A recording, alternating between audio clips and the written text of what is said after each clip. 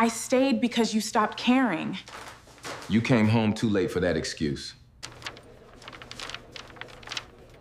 This proves he moved the money? Well, it proves he knew every step. Raymond Rivera was 39 years old, a senior forensic accountant in downtown Chicago, and the kind of man people forgot 5 minutes after meeting. Most believed he was too quiet to protect his own marriage. They saw the aging Toyota Camry, the homemade lunches, the old stainless steel watch inherited from his father, and assumed Willow had settled for an ordinary man. What they didn't know was that Raymond had spent the last 7 months helping the FBI dismantle a financial empire built on lies. At 4:17 a.m., after Willow texted that she was spending the night at her ex-fiancé Brandon Hayes' mansion to punish him, Raymond silently closed an evidence binder just as the front door lock began to turn. If you're watching from somewhere in the world, let me know your country and your local time in the comments. I always enjoy seeing where these stories travel. And if you love slow-burning stories where patience is stronger than anger, subscribe now so you won't miss tomorrow's journey. 8 years earlier, almost everyone who knew Raymond Rivera and Willow Bennett had said the same thing. They balance each other. At the time, it sounded true. They met in the graduate business program at Northwestern University. Willow was magnetic without trying. She could walk into a room full of strangers and leave with 5 new friends before lunch. Raymond rarely spoke, unless someone asked him a direct question. When he did, people listened because every sentence sounded carefully considered. She loved that about him. In those early years, his calmness felt safe. While other couples argued over every inconvenience, Raymond listened. He remembered birthdays. He fixed broken cabinets before she noticed they were loose. He filled her gas tank whenever he borrowed her car. On snowy Chicago mornings, he warmed the engine before Willow left for work. He never announced those things. He simply did them. When they married at St. James Chapel on the north side, neither of them cared that Raymond wore a rented tuxedo, or that their honeymoon was only 4 days in northern Michigan instead of Europe. They laughed more than they spent. That had been enough. Or at least it had seemed that way. Years passed. Raymond accepted a position as a senior forensic accountant for one of Chicago's largest consulting firms. His work became increasingly confidential. Some weeks he spent 12 hours a day tracing financial records that looked ordinary to everyone else. Numbers rarely lied. People did. He enjoyed that challenge. He never talked about clients, never discussed investigations, never bragged about important meetings. Even Willow knew very little beyond the title printed on his business card, Senior Forensic Accountant. Nothing more. His salary quietly increased over the years. Instead of buying a luxury SUV, Raymond paid off their mortgage 6 years early. Instead of designer watches, he continued wearing the scratched stainless steel watch his father had given him the day he graduated from college. Instead of country clubs, he invested every annual bonus. He rarely bought himself anything. The old Toyota Camry remained in excellent condition because Raymond changed the oil every 5,000 miles himself. Neighbors assumed he couldn't afford anything better. Raymond never corrected them. Every weekday followed nearly the same routine. He woke at 5:30, ran 3 miles along Lake Michigan unless the sidewalks were covered in ice, made coffee, prepared breakfast, packed lunch into the same black insulated bag, kissed Willow goodbye if she was awake, left home before 7. Predictability comforted him. For Willow, predictability slowly became something else: boredom. At first, the changes were almost impossible to notice. She spent more time scrolling through Instagram after dinner. Luxury vacations, designer handbags, perfect kitchens, private jets. Friends from college seemed to be living entirely different lives. One evening, she placed her phone on the table. "Do you remember Melissa?" Raymond nodded. "Marketing major. She and her husband just bought a lake house." "Good for them." Nothing more. Willow waited. No jealousy, no complaint, no comparison. Raymond simply returned to reading a financial report while eating grilled chicken and vegetables. She sighed. You never want more. Raymond looked up. I like what we have. She forced a smile.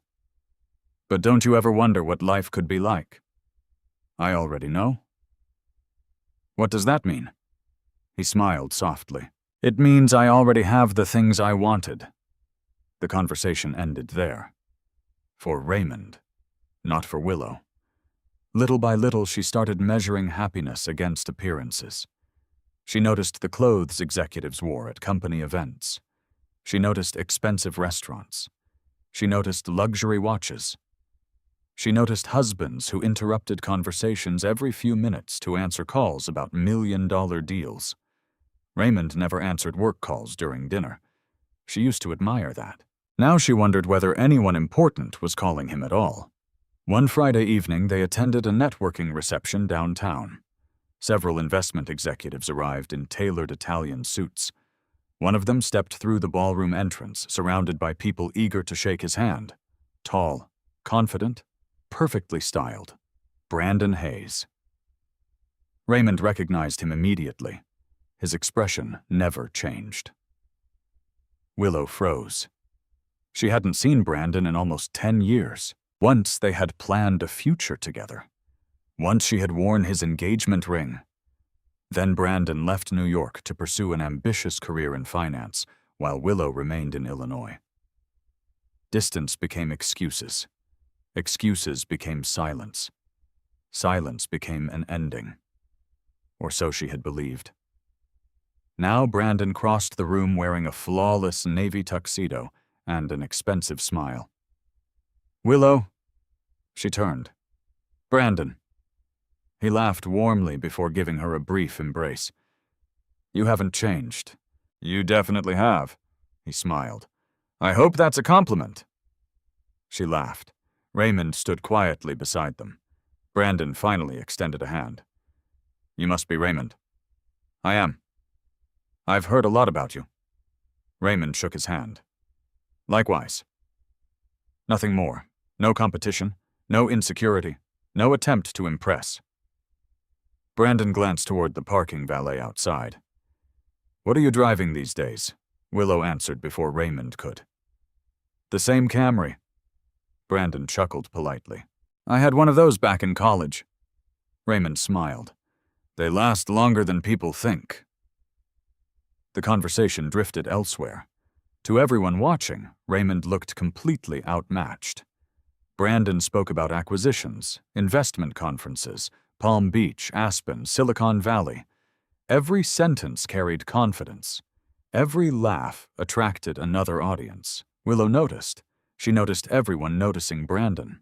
Driving home that night, she stared through the passenger window. You could have talked more. Raymond kept his eyes on the road. I wasn't interested. He practically runs half the investment world. I'm sure he's busy. That's all you have to say. What would you like me to say? I don't know. Neither did she. But somehow every answer Raymond gave felt smaller than the life she had started imagining. Weeks later, Brandon sent a connection request through LinkedIn. Then another message. Congratulations on your career. Hope life has been good. Maybe coffee sometime with your husband, too. Raymond noticed the notification while using Willow's laptop to print tax documents. He never opened the message, never asked questions, never mentioned it. Instead, he quietly returned the laptop exactly where he found it. Over the following months, Brandon's name appeared more often. A charity fundraiser, a downtown art exhibition, a business luncheon, mutual friends. Sometimes Willow mentioned him casually, sometimes she didn't. Raymond observed everything. The slight pause before she answered when he asked about her evening. The new perfume she rarely wore before. The growing habit of placing her phone face down during dinner. The laughter that came from text messages she never shared. He never accused. Never searched her phone. Never followed her. Trust did not require surveillance, but observation was different. Observation had become part of his profession long ago. One Thursday afternoon, while reviewing confidential financial records inside his office, overlooking the Chicago River, Raymond opened a corporate ownership chart. His eyes stopped on one familiar name: Hayes Capital Partners, Chief Executive Officer, Brandon Hayes. The same company, the same Brandon. Raymond leaned back slowly. He read every page again. 1 transaction became 5. 5 became 30. 30 became hundreds. Money disappeared through shell companies before returning under different names. Most accountants would have missed it. Raymond didn't. His jaw tightened almost invisibly. Not because Brandon had reappeared in Willow's life, because Brandon had unexpectedly appeared inside Raymond's work. That evening, Willow walked into the kitchen carrying her phone. Brandon invited us to his engagement celebration next Saturday. Raymond looked up from chopping vegetables, only for a second. Then his eyes returned to the cutting board. He already knew exactly who Brandon Hayes was. He also knew something Willow could not possibly imagine, and the invitation resting in her hands meant far more than a simple party. The invitation sat on the kitchen counter for 2 days before either of them mentioned it again. It was printed on heavy, cream-colored cardstock with Brandon Hayes' initials embossed in silver. Hayes Capital Partners cordially invites you to celebrate the engagement of Brandon Hayes and Victoria Langford. The venue was the Grand Crystal Ballroom inside the Palmer House Hotel in downtown Chicago. Black tie. Cocktail reception at 7. Private celebration afterward. Willow picked up the invitation every time she walked through the kitchen. Raymond barely looked at it. On Thursday evening, she finally broke the silence. "So, are we going?" Raymond rinsed a coffee mug before placing it carefully into the dishwasher. "You should go if you want." She frowned. "You should. Yes. Aren't you coming? If you'd like me there." The answer irritated her more than if he had simply refused. "Why do you always answer everything like that?" Raymond turned toward her. "Like what?" "As if nothing matters." His expression remained calm. "It does matter. It doesn't sound like it." He leaned against the kitchen counter. "What would you like me to say, Willow?" She folded her arms. "I don't know." There it was again, the answer that wasn't an answer. For months she had been carrying an invisible frustration that seemed impossible to explain. Raymond wasn't cruel. He wasn't dishonest. He wasn't irresponsible. He never forgot anniversaries, never flirted with other women, never disappeared for weekends, never came home drunk. He simply refused to react. She wanted passion, arguments, emotion, proof that losing her would terrify him. Instead, she received patience. To her, patience had started feeling dangerously close to indifference. "You don't even care that Brandon invited me," Raymond answered quietly. "I care. You don't look like you do. I'm not sure what looking like I care is supposed to be." She laughed bitterly. "Exactly." He waited. Silence stretched across the kitchen. Outside rain tapped softly against the window. Finally, Raymond spoke. "If going makes you happy, then go. I don't need your permission." "I know." "I was going either way." "I know." Every calm reply landed like another wall between them. Willow grabbed the invitation. "You know what your problem is." Raymond watched her. "You think being quiet makes you wise. I've never thought that. You never fight for anything." His eyes lowered briefly before returning to hers. "I choose carefully what deserves a fight."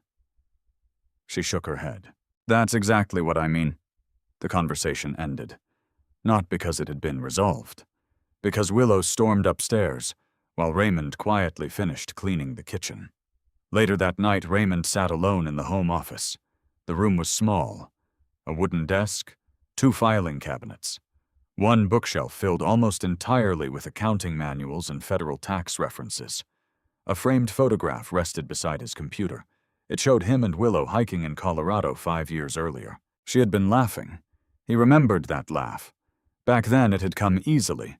Now it appeared less often. His phone vibrated. Unknown number. He answered. "Rivera." A familiar voice spoke calmly. "This is Marcus Sullivan." Raymond closed the office door. "I'm listening." Special Agent Marcus Sullivan supervised part of the FBI's Financial Crimes Task Force assigned to the Hayes investigation. The two men had spoken dozens of times over the previous months. "We've received another warrant approval." Raymond remained silent. "The judge signed it an hour ago." "Good. We're moving faster now." Raymond looked toward the hallway, making sure Willow couldn't hear. "What changed?" "A cooperating witness." Raymond's expression tightened, almost imperceptibly. "Reliable." "Very." Marcus paused. "Your analysis was right." Raymond had expected that answer. Still, hearing it carried weight. Months of tracing wire transfers, shell corporations, offshore accounts, and fabricated investment partnerships were beginning to connect. Marcus continued. "We're entering the final phase." Raymond looked at the calendar hanging beside his desk. Saturday. Brandon's engagement party, Sunday. Nothing written, only an empty square. "When?" Raymond asked. Marcus answered carefully. "You'll know soon enough." The call ended. Raymond locked his computer and sat quietly for several minutes. His thoughts never drifted toward revenge. Only timing. Every federal investigation depended on timing. One emotional mistake could destroy months of work. One warning, one careless phone call, one leaked document. Entire cases had collapsed for less. He couldn't tell Willow anything. Not because he didn't trust her, because the law didn't allow him to. Professional ethics demanded silence. He had accepted that responsibility the day he joined the investigation. The following afternoon, Willow met two co-workers for coffee. Conversation naturally shifted toward Brandon's engagement celebration. "Oh my God," one co-worker laughed. "I saw the invitation online." "They rented the entire ballroom." "I heard there's going to be live jazz." "And celebrities," Willow smiled. "I almost didn't go." "Nonsense." "You have to. Besides," another woman added with a grin, "seeing an ex become successful is strangely satisfying." Someone asked the question Willow secretly expected. "What does Raymond think?" She hesitated. "He doesn't care." The words surprised even her. Didn't care. Was that really true, or had she simply stopped recognizing how Raymond cared? That evening Brandon called. Not a text, a phone call. His voice carried effortless confidence. "I just wanted to make sure you're still coming." "I am?" "Great." There was a brief pause. "You know, there will probably be reporters." She laughed. "For an engagement party. Business magazines, local press, investors." He sounded amused. "It gets a little ridiculous." "I'll survive." "I hope Raymond isn't uncomfortable." She looked toward the living room where Raymond quietly read a book. "He isn't coming." Another pause. "Oh." The single syllable carried satisfaction hidden beneath politeness. "Well," Brandon continued smoothly, "I'd still love to introduce you to a few people." "I appreciate that." After hanging up, Willow remained standing in the kitchen. Raymond never asked who had called. He simply turned another page. That irritated her even more. "Brandon just called." "I heard your phone." "He wanted to make sure I was coming." Raymond nodded. "I hope you enjoy the evening." She stared at him. "That's it? What else should I say?" She walked closer. "Don't you even wonder why he keeps calling me?" "I assume because you're attending." "You honestly don't think that's strange?" "I think people have many reasons for doing things." She searched his face.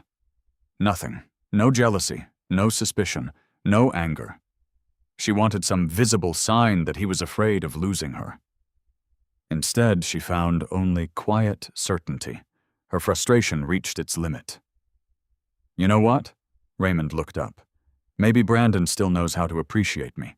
The sentence hung in the room, heavy, sharp, deliberately cruel. Most husbands would have exploded. Raymond did not. He slowly closed the book resting in his lap. Then he stood. "I hope no one ever makes you feel unappreciated." His voice remained steady. "I truly mean that." Willow blinked. She had expected shouting, accusations. Instead, she received kindness. Somehow that hurt more. Saturday evening arrived beneath a clear summer sky. Willow descended the staircase wearing a deep emerald evening gown. Raymond recognized it immediately. He had bought it for their 7th anniversary. "It looks beautiful on you," he said. She picked up her purse. "That's all." He smiled faintly. "Drive safely." She stared at him for another moment. "You're not even going to ask me not to go?" "No." "Why?" "Because if I have to stop you, you've already decided." Her jaw tightened. She opened the front door. Before stepping outside, she looked back one last time. "I may not come home tonight." Raymond met her eyes. "I'll leave the porch light on." The front door closed. The sound echoed through the quiet house. Raymond waited until her car disappeared down the street. Then he walked back into his office. Instead of watching the window, he opened a locked drawer and removed a thick binder marked only with one word. Hayes. Moments later, his encrypted phone vibrated. Special Agent Marcus Sullivan was calling again. Raymond answered the encrypted call before the second vibration. "This is Rivera." Marcus Sullivan's voice remained calm, but Raymond immediately recognized the urgency hidden beneath it. "We've got confirmation." Raymond leaned back in his office chair. "The witness. Verified? No inconsistencies? None." Marcus paused. "He handed over everything." Raymond closed his eyes for a brief moment. Every investigation eventually reached a point where numbers stopped being theories. Someone always talked. Someone always carried copies. Someone always made one mistake. "How much?" Marcus answered without hesitation. "Internal ledgers." Raymond opened the thick binder lying on his desk. "What years?" 5. That was enough. More than enough. The spreadsheets Raymond had spent 7 months reconstructing suddenly had a voice attached to them. Accounting records could explain where money moved. Witnesses explained why. Together, they became devastating. Marcus continued. "The U.S. Attorney's Office is preparing the final package." Raymond nodded instinctively, even though Marcus couldn't see him.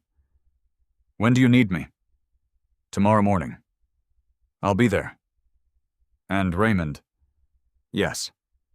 Don't contact anyone connected to Hayes." "I won't." The line disconnected. The office became silent again. Outside the window, Chicago glowed beneath thousands of lights stretching toward Lake Michigan. Most people looking at the skyline saw wealth. Raymond saw balance sheets, corporate registrations, tax filings, holding companies. Every skyscraper represented thousands of financial decisions. Most honest. Some carefully disguised. He opened another folder. Inside were diagrams connecting dozens of companies. None carried Brandon Hayes' name directly. That had been the clever part. Hayes Capital Partners looked legitimate. Audited financial statements, luxury offices, prestigious clients, national recognition. The fraud lived underneath. Money left investment accounts, passed through consulting firms, moved into shell corporations registered in Delaware, then overseas, finally returning disguised as profits generated from private equity partnerships. To an ordinary accountant, everything balanced. To Raymond, it balanced too perfectly. He remembered the first afternoon he noticed the pattern. A transaction worth just over $82,000. Small enough to escape attention, large enough to test a laundering route. 3 weeks later, the same amount returned under a different corporate identity. Different sender, same destination, same timing, same banking network. After that, hundreds of transactions emerged. Millions became tens of millions. Tens became hundreds. Each layer concealed another. Every spreadsheet had become another piece of a puzzle no one else wanted to solve. Except Raymond. He never enjoyed exposing people. He enjoyed exposing lies. There was a difference. His phone buzzed again. This time it was Willow. One text. Brandon reserved the penthouse after the party. Everyone says it's going to be unforgettable. Raymond stared at the message. He typed only 3 words. Have a nice evening. He pressed send. Nothing more. He placed the phone face down. The words hurt more than he expected. Not because Willow wanted to attend, because she wanted him to react. He understood that now. She wanted jealousy. She wanted proof. Maybe she even wanted him to stop her. But Raymond had learned something years earlier. You cannot force someone to stay. You can only give them the freedom to choose. If they still leave, shouting changes nothing. He looked toward the framed wedding photograph sitting beside his monitor. Willow's smile had been genuine that day. Not posed, not performed. Simply happy. He wondered when that happiness had begun depending on other people's opinions. His thoughts drifted only briefly before returning to work. Emotion could wait. Deadlines could not. Saturday morning began before sunrise. Raymond arrived at the federal building shortly after 6. The conference room occupied an upper floor, requiring 2 security checkpoints. No company logos, no department names. Only numbered doors. Marcus Sullivan waited inside alongside several investigators. An assistant U.S. attorney stood beside a projector displaying a timeline. No one wasted time on introductions. Everyone already knew one another. Marcus pointed toward the screen. "We are here because every major document has now been verified." A timeline appeared. Corporate registrations, wire transfers, property purchases, foreign accounts. Each event connected by carefully organized lines. Raymond recognized nearly every page. Some contained his own annotations. The prosecutor addressed the room. "Our concern is no longer proving fraud." She changed the slide. "Our concern is preserving every piece of admissible evidence." Another investigator spoke. "Electronic records. Secured. Servers. Search warrants prepared. Bank cooperation confirmed. Digital backups. Multiple locations identified." Everything sounded methodical, controlled. Nobody celebrated. Professional investigators never celebrated before an operation. Experience had taught them that cases collapsed during moments of overconfidence. Marcus turned toward Raymond. "Walk everyone through the ownership structure." Raymond stood. He disliked presentations, but facts deserved clarity. He pointed toward the first chart. Hayes Capital Partners appears to operate through 23 investment entities. The room remained silent. Legally, he changed slides. In turn, only 4 actually generate legitimate revenue. Another slide. The remaining 19 primarily exist to move assets. No dramatic voice, no theatrical gestures, only evidence. Every conclusion appeared beside supporting documentation. Every accusation matched financial records. Every chart connected to bank statements. For nearly 40 minutes, Raymond explained exactly how money disappeared without technically disappearing. Nobody interrupted. When he finished, Marcus nodded. "Questions?" One younger investigator raised his hand. "How did you notice the pattern?" Raymond considered the question. "Because whoever designed it believed everyone would focus on large transfers." The investigator nodded. "So you looked at the smaller ones?" Raymond smiled faintly. "Most people hide important things behind obvious distractions." Marcus laughed quietly. "That's why we brought him in?" The meeting continued another hour. Search teams received assignments. Evidence technicians reviewed procedures. Communication protocols were repeated again. Finally, everyone stood. Marcus stopped Raymond before he reached the hallway. "You doing okay?" Raymond understood the real question. Marcus knew Willow planned to attend Brandon's engagement celebration. "I'm fine." "You sure?" I don't get to choose where she goes. Marcus studied him for several seconds. You know, most people would have confronted her, Raymond answered honestly. Maybe. You didn't. No. Why? Raymond looked toward the elevator doors. Because my marriage isn't the investigation. Marcus slowly nodded. I hope this ends the way you deserve. Raymond offered a small smile. I hope it ends the way the evidence deserves. Marcus extended his hand. Raymond shook it once before leaving.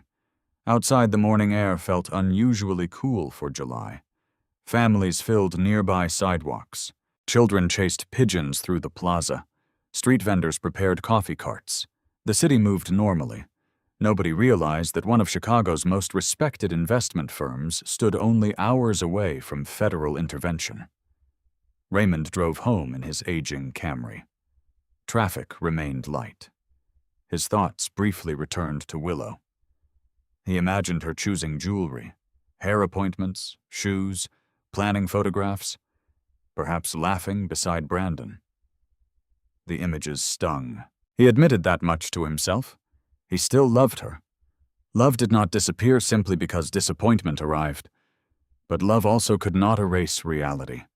Reality had become impossible to ignore.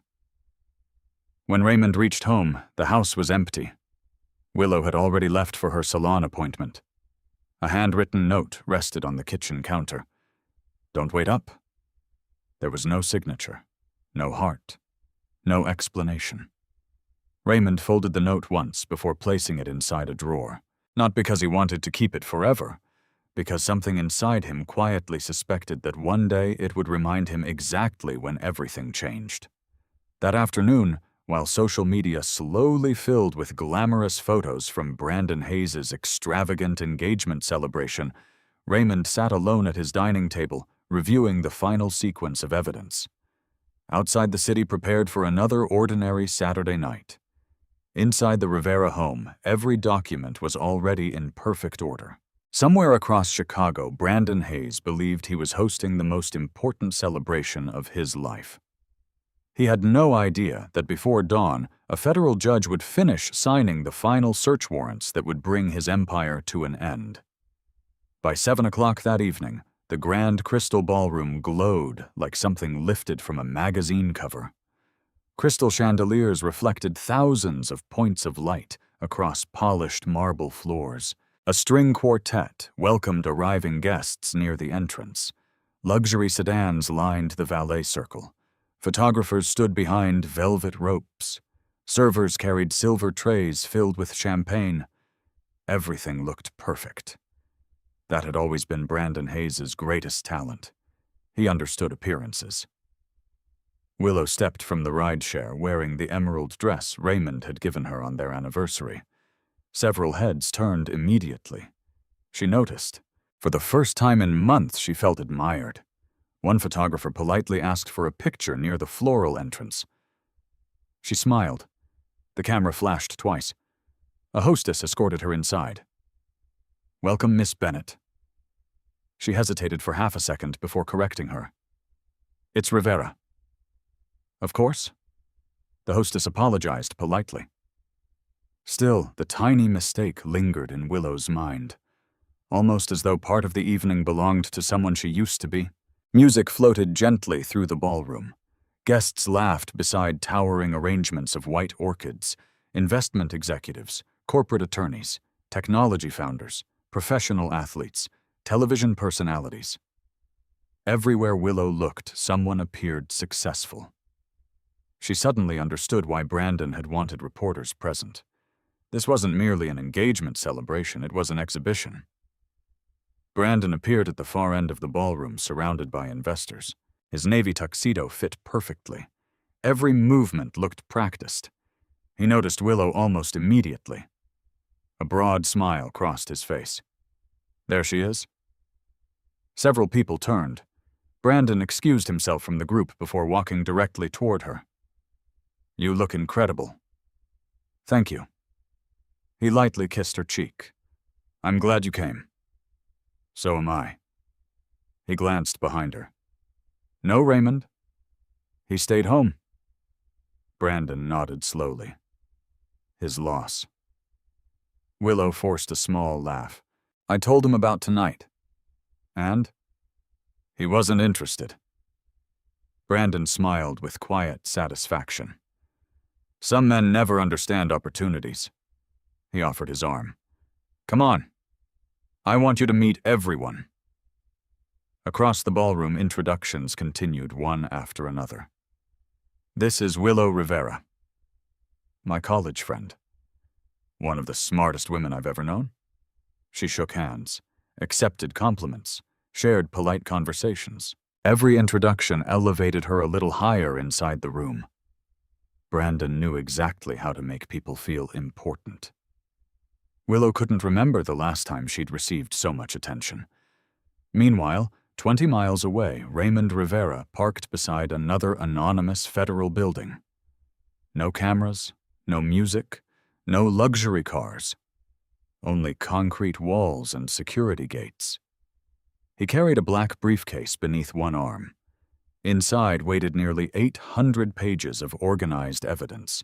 Marcus Sullivan met him inside. We're almost ready? Raymond nodded. The conference room felt completely different from the ballroom across the city. Coffee cups, maps, laptop computers, search warrant packets stacked into separate folders. Each folder carried a location: corporate headquarters, private residence, storage facility, server warehouse, accounting office. Marcus pointed toward a digital map. Every team moves at 5:45 tomorrow morning. Raymond studied each address carefully. No mistakes. Every location mattered. Another agent entered carrying updated intelligence. They added private security tonight. Marcus looked toward Raymond. As expected. Raymond nodded. Success attracts expensive protection. Marcus smiled. It won't matter tomorrow. Back at the ballroom, Brandon guided Willow toward a private balcony overlooking downtown Chicago. The city lights stretched endlessly below. It's beautiful. It is. Brandon leaned casually against the railing. I've missed talking to you. She looked toward the skyline. It's been a long time. Too long. For several moments, neither spoke. Finally, Brandon broke the silence. You deserved more. She looked at him. What do you mean? He shrugged. You were always ambitious. You still are. You don't belong hiding behind someone afraid to chase success. Willow remained quiet. Brandon continued carefully. I looked Raymond up. Her expression changed slightly. You did. Public information. He smiled. Seems like a decent guy. But he's comfortable? The word lingered. Comfortable. Not driven. Not extraordinary. Comfortable. I built everything from nothing. Brandon gestured toward the skyline. I wanted more. His voice remained smooth. I always wondered what would have happened if we'd stayed together. Willow didn't answer immediately. Part of her wanted to reject the conversation. Another part wanted to hear more. I don't know. I think you do. He smiled again. You always wanted adventure. She remembered the younger Brandon, confident, fearless, charismatic. Years hadn't changed him. Or perhaps they had simply made him richer. Inside the ballroom, applause suddenly erupted. Someone announced the arrival of Brandon's fiancée, Victoria Langford. Elegant, beautiful, perfectly dressed. She greeted guests with practiced grace. Brandon glanced toward the ballroom. I should go. Before leaving, he looked back toward Willow. Don't disappear tonight. I won't. He smiled. I reserved the penthouse after the reception. She froze. For close friends. He emphasized the words carefully. The party usually lasts until sunrise.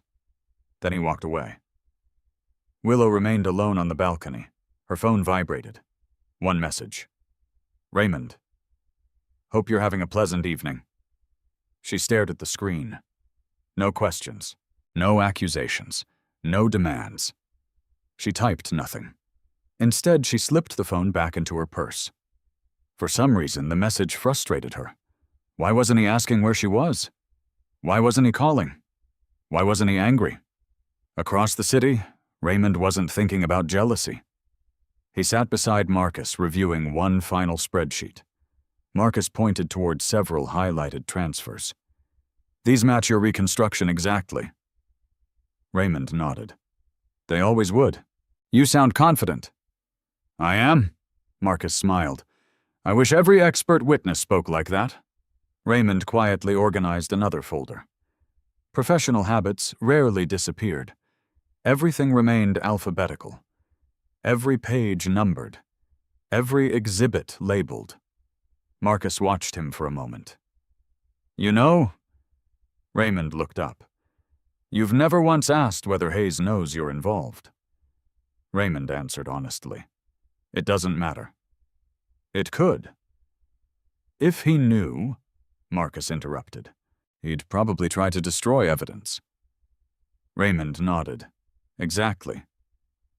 So let's hope he keeps underestimating you. Raymond allowed himself a faint smile.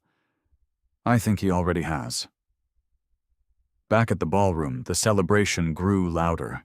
Champagne flowed freely. Music replaced the quartet. A jazz band took over. Guests danced beneath golden lights. Willow found herself laughing with strangers. Hours passed surprisingly quickly. Again and again she caught Brandon watching her from across the room. Never for too long. Just enough. The attention felt intoxicating. Around 10:30, Victoria disappeared with several bridesmaids to greet additional guests downstairs. Brandon returned, carrying 2 glasses of champagne. Thought you might need this. She accepted one. Thanks. He raised his glass. To old friends. They clinked glasses. Brandon lowered his voice. You know. What? I've never forgotten you. Willow looked away. Brandon, I'm serious. You shouldn't say things like that. Why not? I'm married. He smiled gently. Are you happy? The question landed harder than she expected. She searched for an answer. Instead, silence filled the space between them. Brandon noticed. He didn't press further. He didn't have to. Sometimes silence revealed more than words. Elsewhere, Raymond's phone vibrated once.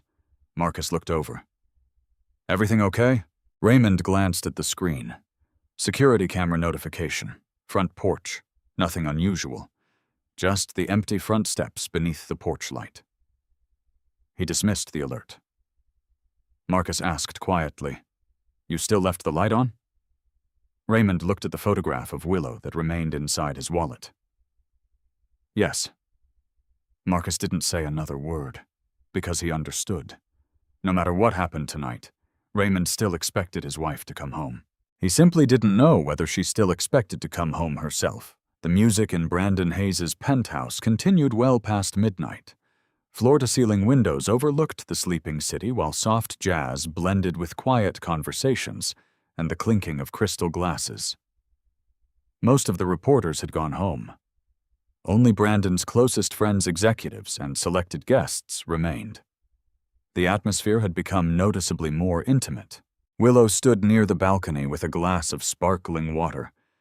She had declined another glass of champagne nearly an hour earlier. The excitement that had carried her through the evening had slowly begun to fade. She checked the time. 12:43 a.m.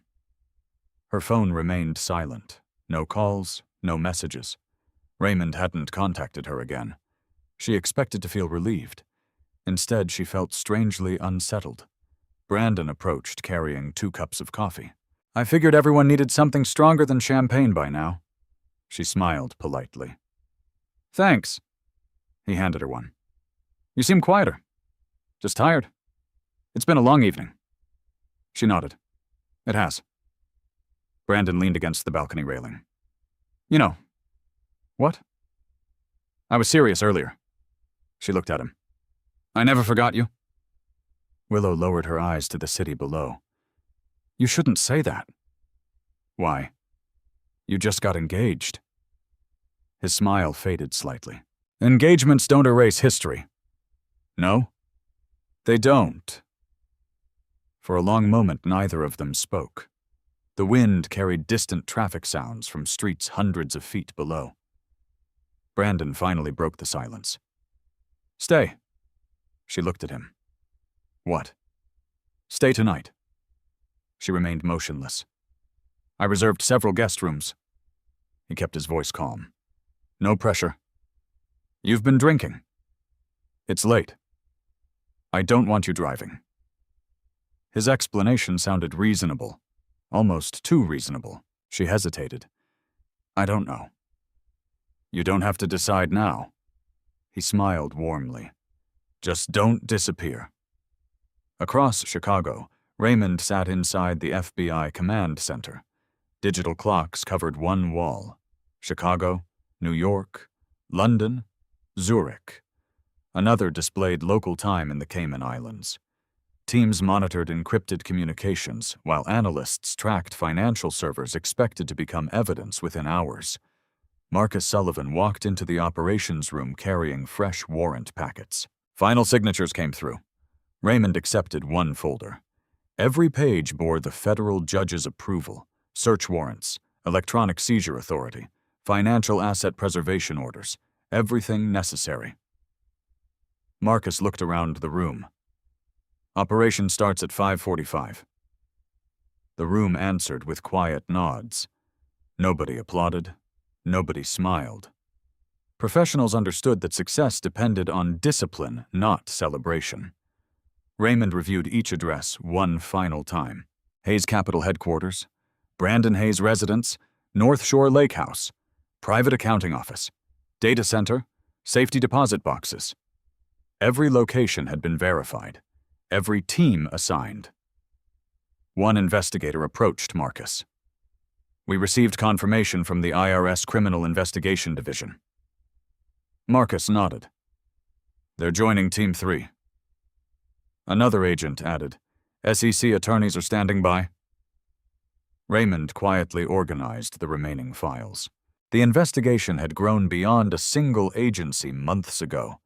Federal Bureau of Investigation, Internal Revenue Service, Securities and Exchange Commission, Department of Justice. Each brought different authority. Together they formed something Brandon Hayes never imagined. Back in the penthouse, guests gradually began leaving. Luxury elevators opened and closed every few minutes. Goodbyes echoed through the spacious apartment. Victoria had retired shortly after midnight, explaining she needed rest before a breakfast meeting with family. Brandon remained. So did Willow. At 1:30, only 8 people were left. Conversation shifted toward business investments and travel plans. Willow listened without participating. She suddenly felt like an outsider. Not because anyone excluded her, because she realized she didn't belong. Brandon noticed. You okay? She nodded. Just thinking. About Raymond, she hesitated. A little? Brandon smiled carefully. He really doesn't mind you being here. I don't know. You didn't ask. No. He didn't ask either. Brandon shook his head. I don't understand him. Neither did Willow. Not anymore. She looked toward the hallway leading to the guest rooms. Maybe I should go. Brandon glanced toward the clock. It's almost 2. So, you'll barely get home before 3. She remained silent. You can leave after breakfast. He spoke casually. The guest rooms are ready. Again. The explanation sounded perfectly reasonable. She finally nodded. Just one night. Brandon smiled. I'll have someone show you upstairs. There was nothing romantic. No kiss, no embrace, only a decision. One that felt insignificant in the moment. One that would become unforgettable by sunrise. At exactly 2:17, Willow entered one of the guest suites. The room resembled a luxury hotel. Fresh towels, designer toiletries, large windows, king-size bed. She removed her earrings and placed her phone on the bedside table. Still nothing from Raymond. She stared at the dark screen. Part of her wanted to call him, another part refused. If he cared, he would call first. She turned off the bedside lamp. Darkness filled the room. Less than 4 hours remained before dawn. Meanwhile, Raymond never left the operations center. At 3:15, another briefing began. Maps filled the projector screen. Marcus addressed every team. Radio silence unless necessary. He pointed toward the schedule. Entry teams move first. Digital forensics immediately afterward.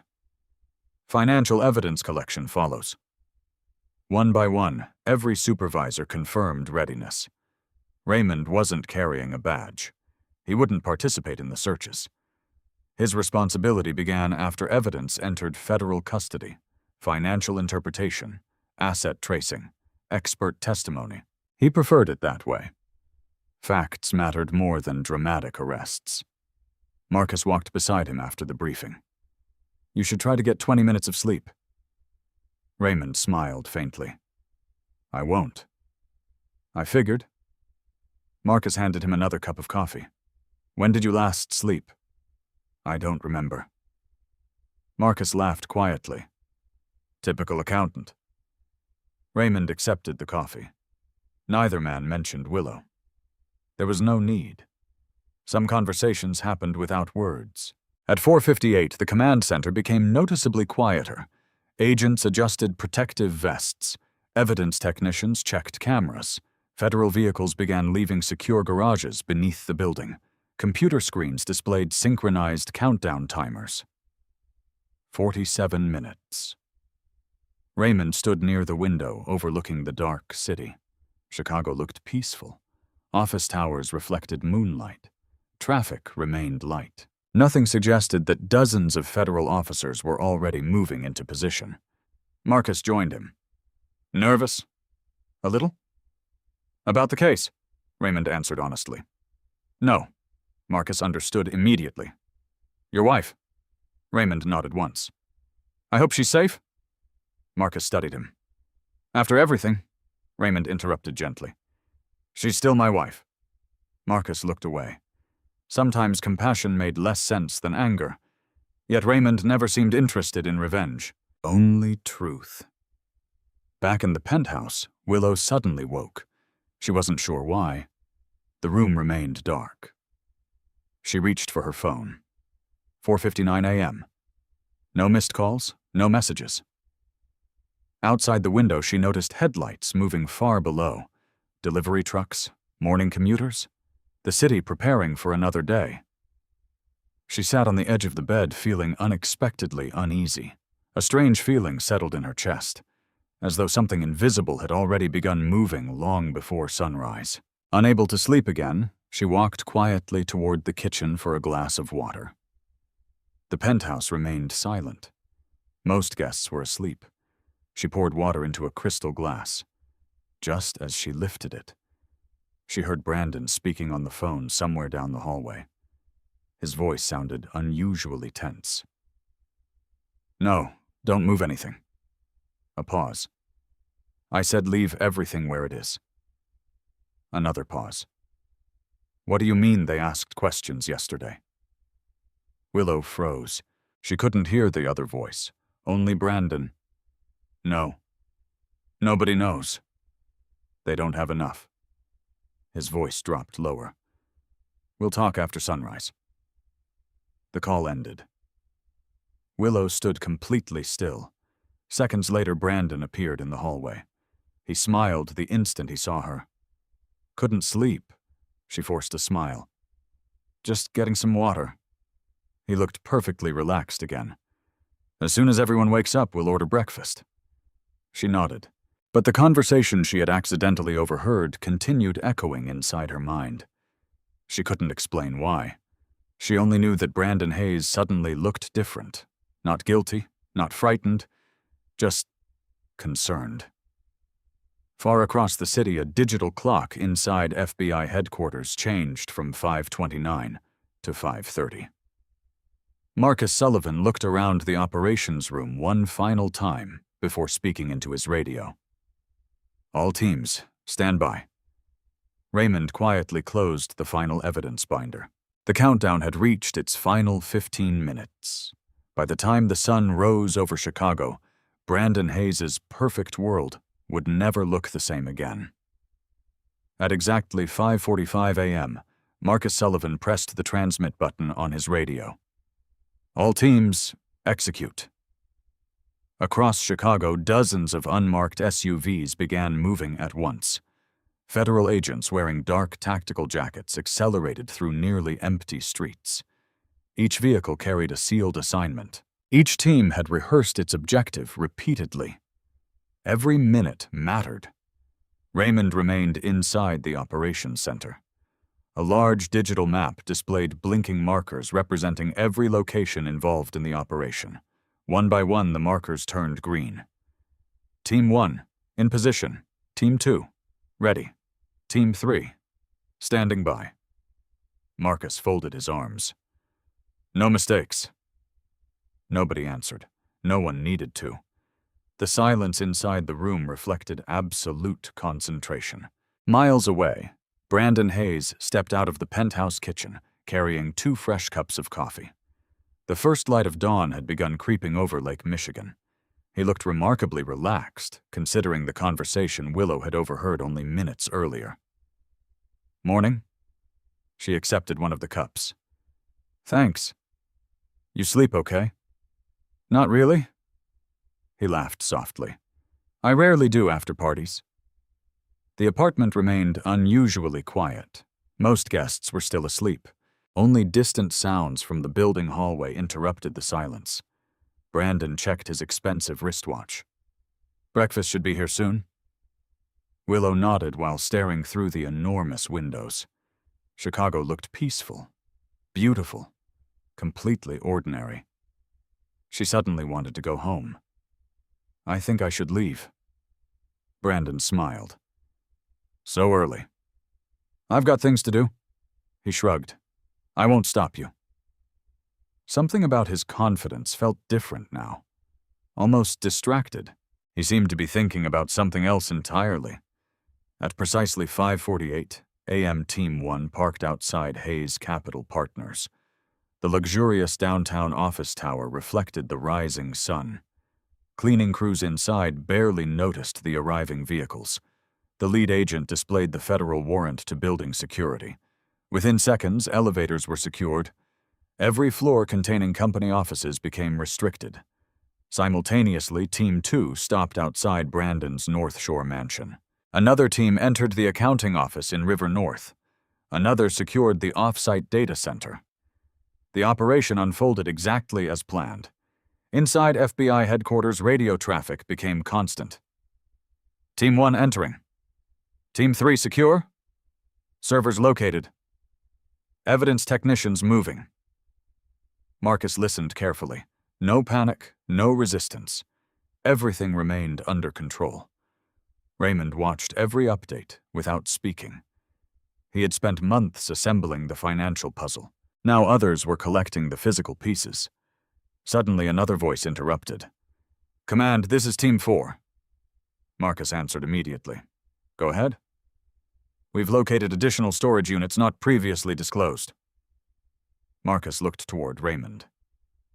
Raymond studied the address. "I know that location." Marcus raised an eyebrow. "You do?" "It's connected to one of the shell corporations." Marcus immediately turned back towards the radio. "Secure everything." The answer came instantly. "Already in progress." Marcus looked back at Raymond. "You were right." Raymond quietly replied, "The numbers usually are." Back at the penthouse, Willow picked up her purse. "I really should go." Brandon stood as well. "I'll walk you downstairs." As they approached the private elevator, Brandon's phone rang. He glanced at the caller ID. His smile disappeared. He rejected the call immediately. Seconds later, it rang again. He declined it once more. Willow noticed. Everything okay? Business. It can wait. Before she could respond, the phone rang a third time. Brandon answered this time. What? Silence. His face changed instantly. What do you mean they're here? Another pause. No. That's impossible. His voice became sharper. Who signed the warrant? Willow felt her stomach tighten. Brandon listened for several more seconds before ending the call. For the first time since she'd seen him again, he looked genuinely frightened. What happened? He forced a smile. Nothing important. She recognized the lie immediately. Another phone began vibrating. Then another. Messages flooded across his screen. His assistant, his attorney, his chief financial officer. 3 executives. 5 missed calls appeared within seconds. Brandon stared at the screen without speaking. Then the apartment intercom buzzed. A calm voice echoed through the speaker. Mr. Hayes. He walked toward the wall panel. Yes. This is building security. What is it? There are federal agents in the lobby. The apartment became perfectly silent. They've presented search warrants. Brandon closed his eyes. Don't let them up. I'm sorry, sir. Another pause. We're legally required to cooperate. Brandon slowly lowered his hand. For several seconds, nobody moved. Then someone knocked on the penthouse door. 3 calm, deliberate knocks. Not aggressive, not hurried. Professional. Willow instinctively looked toward Brandon. His face had become completely pale. Another knock followed. A clear voice spoke from outside. Federal Bureau of Investigation. We have a search warrant. Please open the door. Inside FBI headquarters, Marcus heard the confirmation through his headset. Penthouse contact established. He nodded once. No forced entry unless necessary. Raymond remained standing beside the operations table. His heartbeat accelerated for the first time all morning. Not because Brandon might escape, because Willow was inside. Marcus quietly walked over. She's still there. Raymond nodded. I know. You okay? I just hope nobody gets hurt. Marcus studied him carefully. You still aren't hoping Hayes suffers. Raymond answered without hesitation. I want justice. Not revenge. Marcus slowly smiled. That's why juries believe people like you. Back inside the penthouse, Brandon paced rapidly across the living room. There must be some mistake. The knock came again. Mr. Hayes. This is Special Agent Daniel Cooper. We have a federal warrant signed by the United States District Court. Please open the door. Brandon looked toward Willow. His confidence had vanished. Don't say anything. She frowned. What is happening? It's just paperwork. She stared directly into his eyes. No? It isn't? He looked away. Another knock. Longer this time. Brandon finally walked toward the entrance. With trembling hands, he unlocked the door. 6 FBI agents stood outside. Dark jackets, identification badges, professional expressions. No raised voices. No drawn weapons. Only quiet authority. The lead agent handed Brandon a folder. Mr. Brandon Hayes, you're being served with a federal search warrant. We are authorized to search these premises and seize items listed within this document. Brandon accepted the papers without reading them. His hands visibly shook. Another agent addressed Willow politely. Ma'am, could you please remain seated while we conduct the search? She nodded automatically. Everything around her suddenly felt unreal. Agents entered calmly. 2 moved toward Brandon's office. Another photographed every room before touching anything. Evidence technicians unpacked cameras and sealed containers, laptop computers, external hard drives, documents, mobile phones. Everything became evidence. One agent approached Brandon. Please provide all electronic devices currently in your possession. Brandon hesitated. The agent remained perfectly calm. Failure to comply may constitute obstruction. Without speaking, Brandon slowly removed his phone from his pocket. As another agent cataloged the device, Willow noticed something she would never forget. Brandon Hayes, the man who had appeared unstoppable only hours earlier, looked completely powerless. Not because anyone shouted at him, not because anyone humiliated him, because the truth no longer belonged to him. Across town, Raymond's home remained completely silent. Sunlight entered through the kitchen windows. A single coffee cup still rested beside the evidence binder he had left on the dining table the previous evening. The front porch light, which he had forgotten to turn off before leaving for FBI headquarters, continued glowing weakly against the brightening morning. The house waited quietly for Willow's return.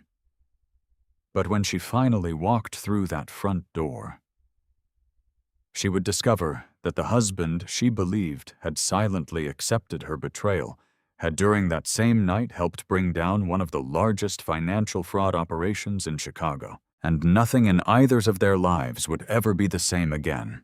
Willow remained seated on the leather sofa exactly where the FBI agent had asked her to stay. She wrapped both hands around the untouched glass of water someone had placed on the coffee table. The apartment that had felt luxurious only minutes earlier now resembled a carefully controlled crime scene. Every movement followed procedure. Every item received a numbered evidence marker. Every photograph documented another detail.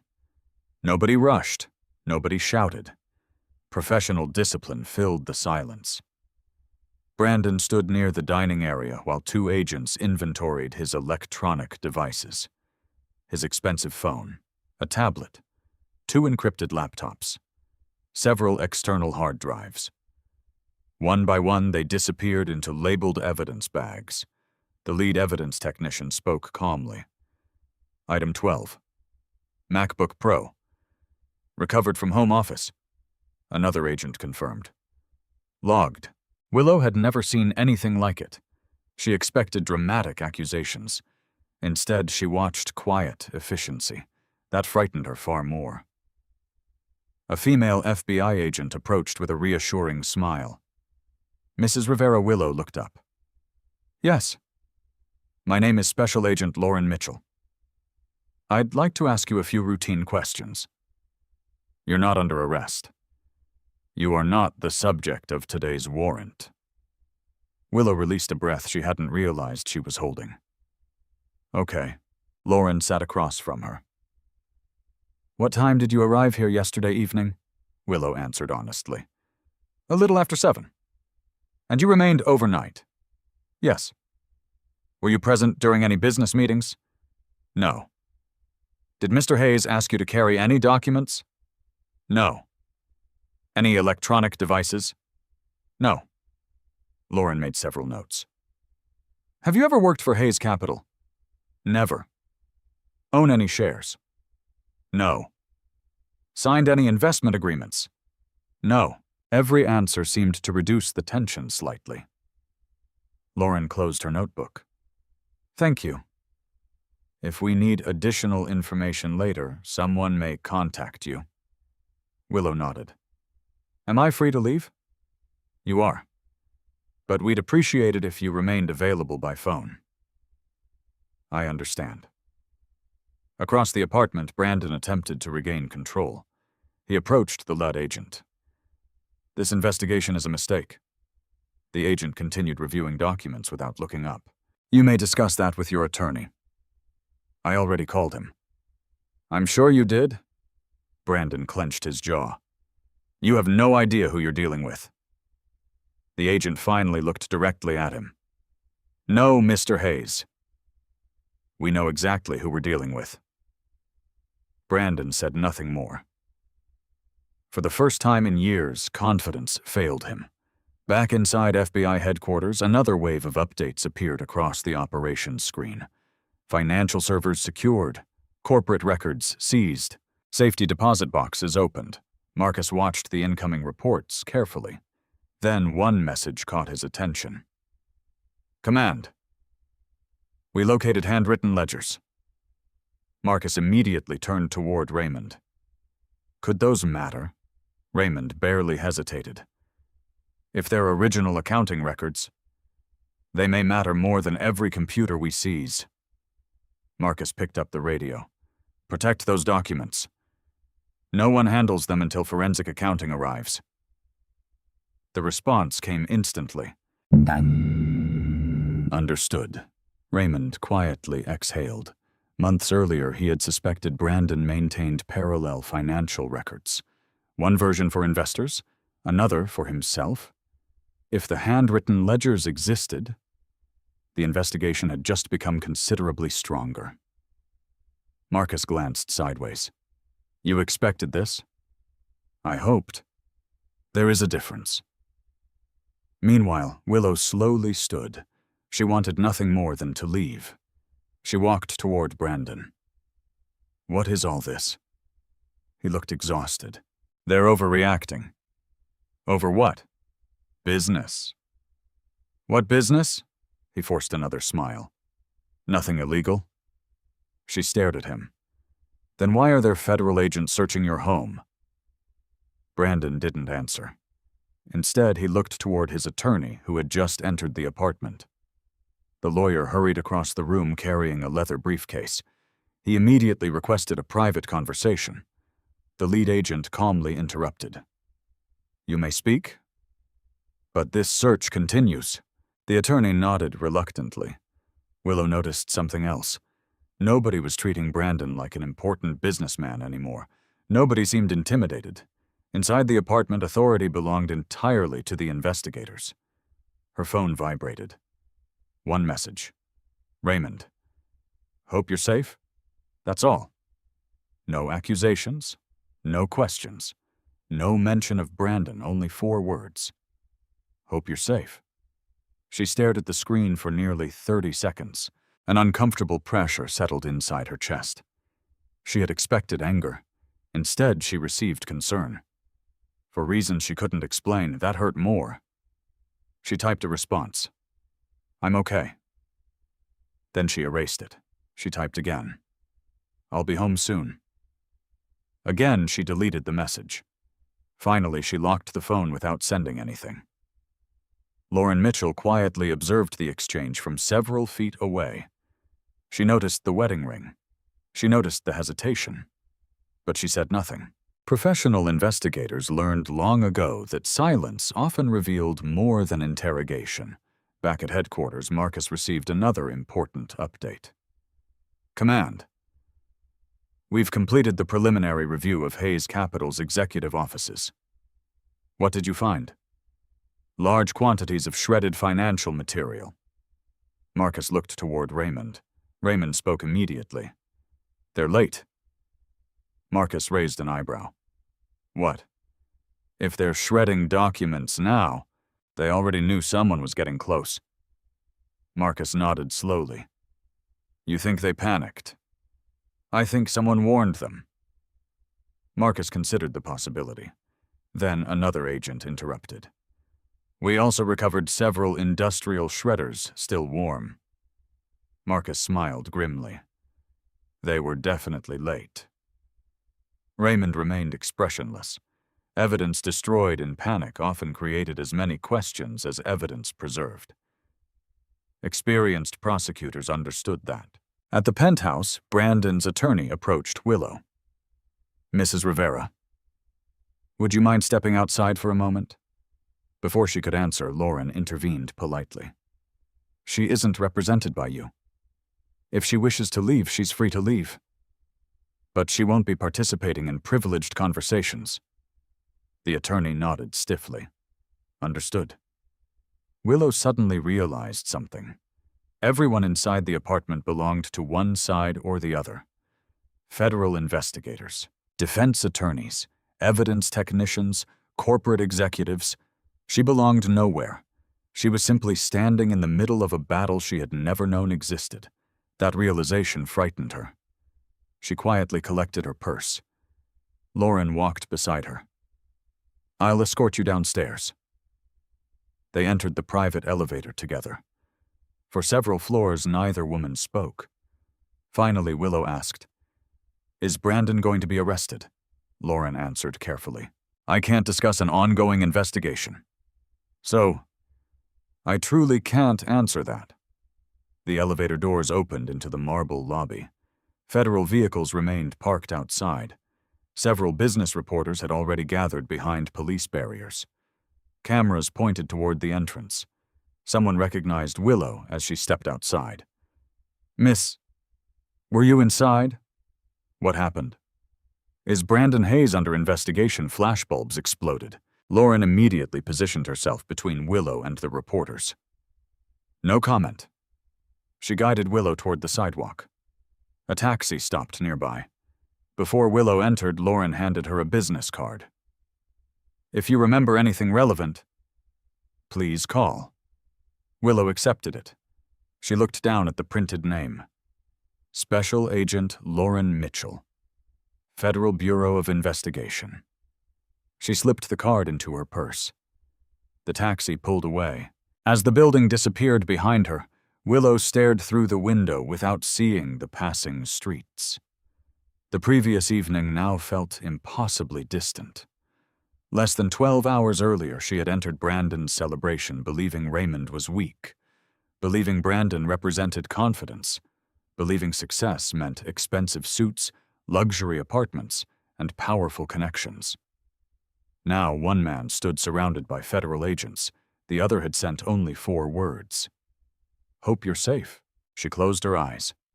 For the first time since leaving home, she wondered what Raymond had actually been doing while she spent the night with Brandon. Far across the city, Raymond received confirmation that Willow had left the penthouse safely. Marcus lowered the report. "She's gone." Raymond quietly nodded. "Good." Marcus studied him. "You aren't curious whether she stayed there voluntarily?" Raymond looked toward the growing stack of recovered evidence. His voice remained calm. "I already know she did." Marcus frowned. "And that doesn't make you angry?" Raymond remained silent for several seconds. Inside, the answer hurt far more than he would ever admit. He remembered placing the emerald dress in a gift box on their anniversary. He remembered how happy she had looked wearing it. He remembered believing they still had time to repair their marriage. Now she had worn that same dress to another man's celebration. The memory cut deeply. Yet another thought rose above the pain. None of that mattered today. Today, innocent investors deserved justice. Today, facts mattered more than emotions. Today, the evidence finally had a chance to speak. Raymond straightened another stack of documents on the conference table. His personal heartbreak would have to wait. The law could not. The taxi rolled quietly through downtown Chicago. Morning sunlight reflected from glass office towers while commuters hurried along sidewalks with coffee cups and briefcases. Everything appeared perfectly normal. Only Willow knew that less than 30 minutes earlier, she had walked through an apartment filled with FBI agents carrying evidence boxes. She leaned her forehead against the cool window. Her phone rested silently in her lap. She considered calling Raymond. The thought lasted only a few seconds. What would she even say? "I'm sorry I stayed all night at my ex-fiance's penthouse. Federal agents raided the place." None of those sentences sounded real. The driver glanced into the rearview mirror. "Long night." Willow forced a tired smile. "You could say that." He nodded sympathetically. "Happens to everyone." If only he knew. At FBI headquarters, the operation continued entering its second phase. Evidence from multiple locations arrived almost simultaneously. Boxes filled with financial records, computer equipment, mobile devices, accounting journals, portable drives. Every item received a tracking number before entering the secure evidence room. Raymond stood beside 2 forensic accountants from the bureau. One technician carefully opened the first sealed container. Inside lay dozens of handwritten notebooks. The technician looked toward Raymond. "These," Raymond gently lifted the top ledger. Years of experience allowed him to recognize accounting habits almost immediately. Different colored ink, handwritten corrections, personal abbreviations. This wasn't manufactured evidence. Someone had actually maintained these books. He slowly turned the first page. Columns of numbers, wire transfers, account identifiers, dates. Beside many entries appeared initials instead of names. He immediately recognized one pattern: parallel accounting. Marcus walked over. "Good news," Raymond nodded slowly. "Very good." He pointed toward one page. "These transactions never appeared in the official statements." Marcus leaned closer. "You can tell already." "They're impossible." "What do you mean?" Raymond calmly explained. "The money leaves one company. It never arrives at the destination recorded in investor reports." Marcus understood. "So it disappears." Raymond looked up. "No, it doesn't disappear. It gets redirected." He flipped another page.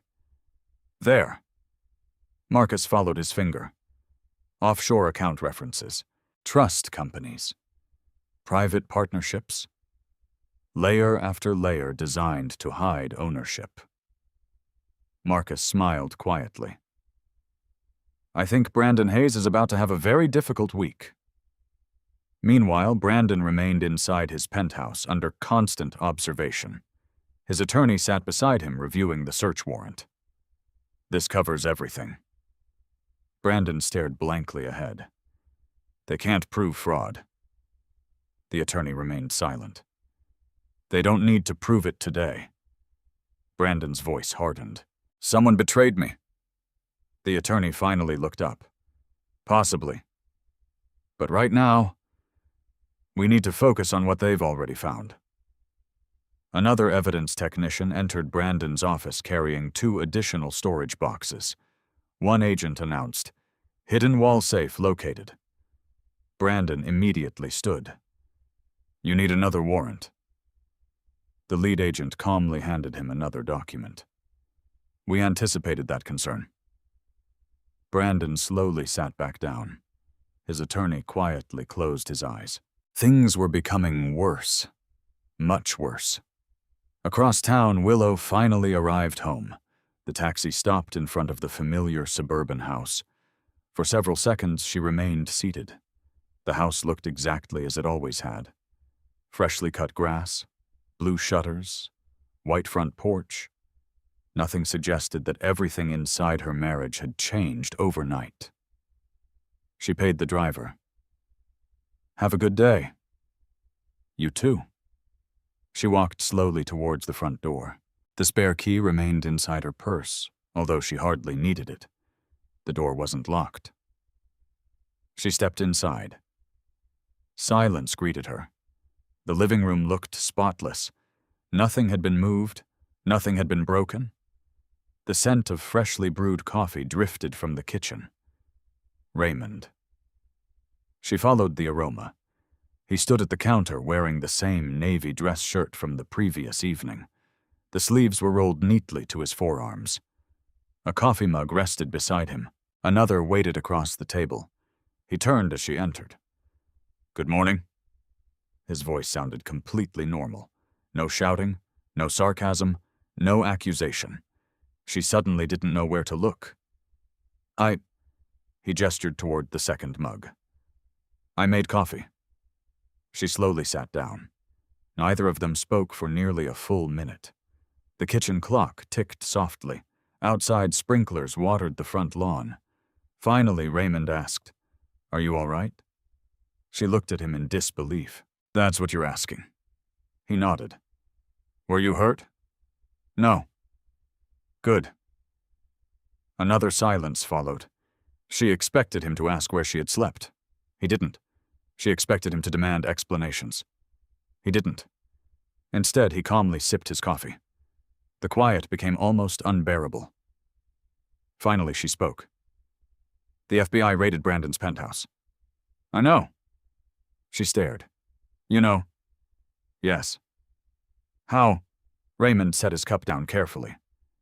"It was on the morning news." It wasn't a lie.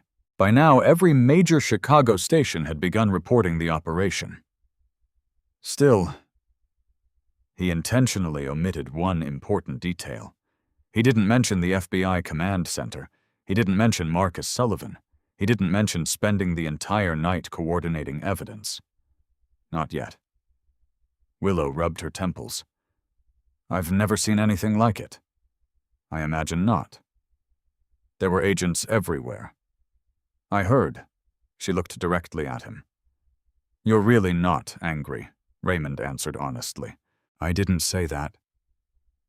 His calm voice carried something different now. Not rage, not bitterness, only exhaustion.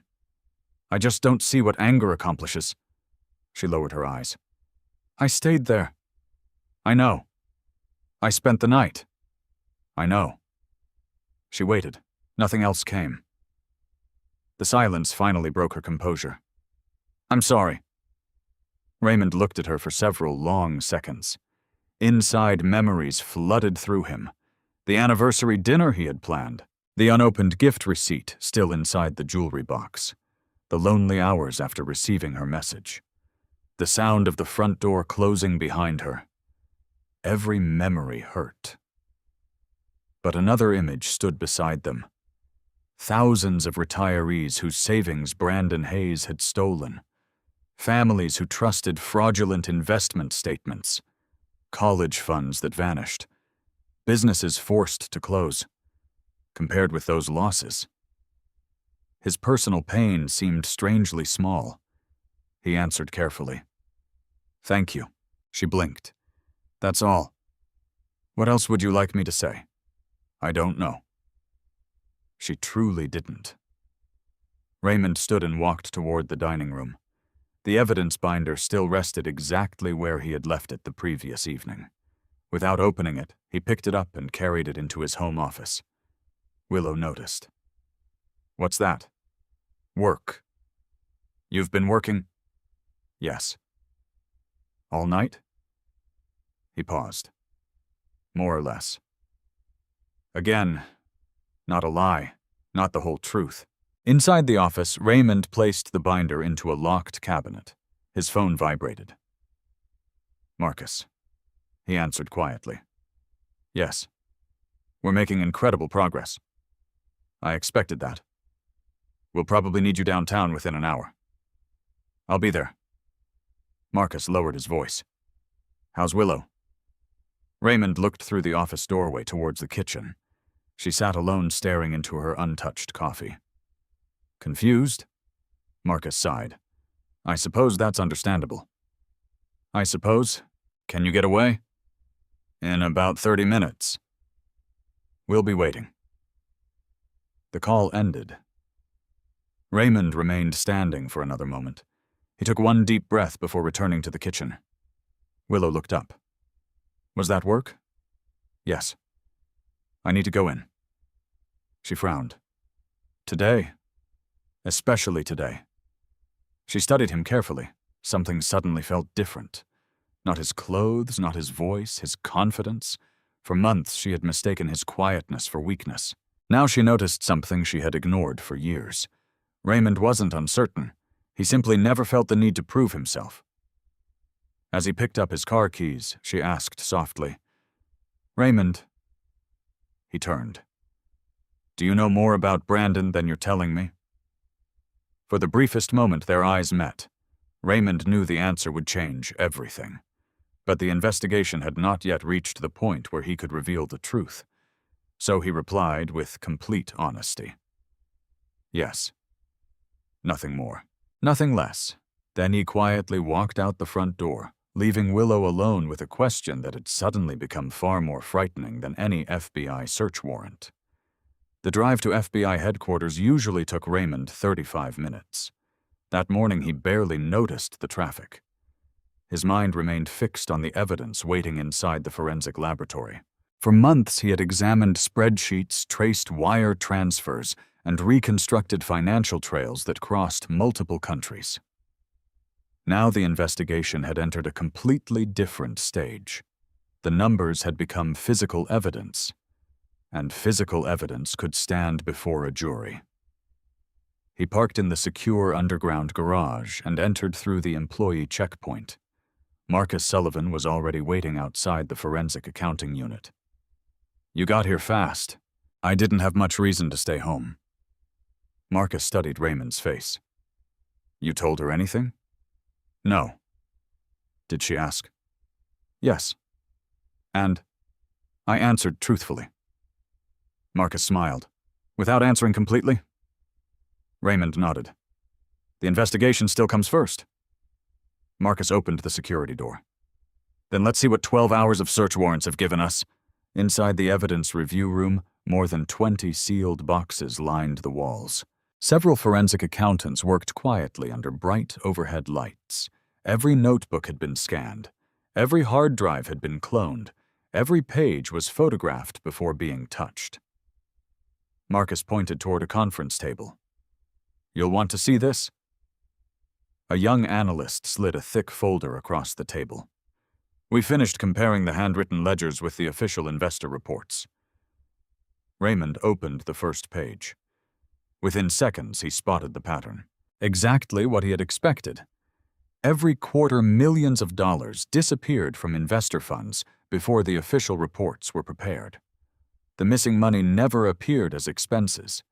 Instead, it traveled through consulting agreements, licensing fees, international management contracts, companies that existed only on paper.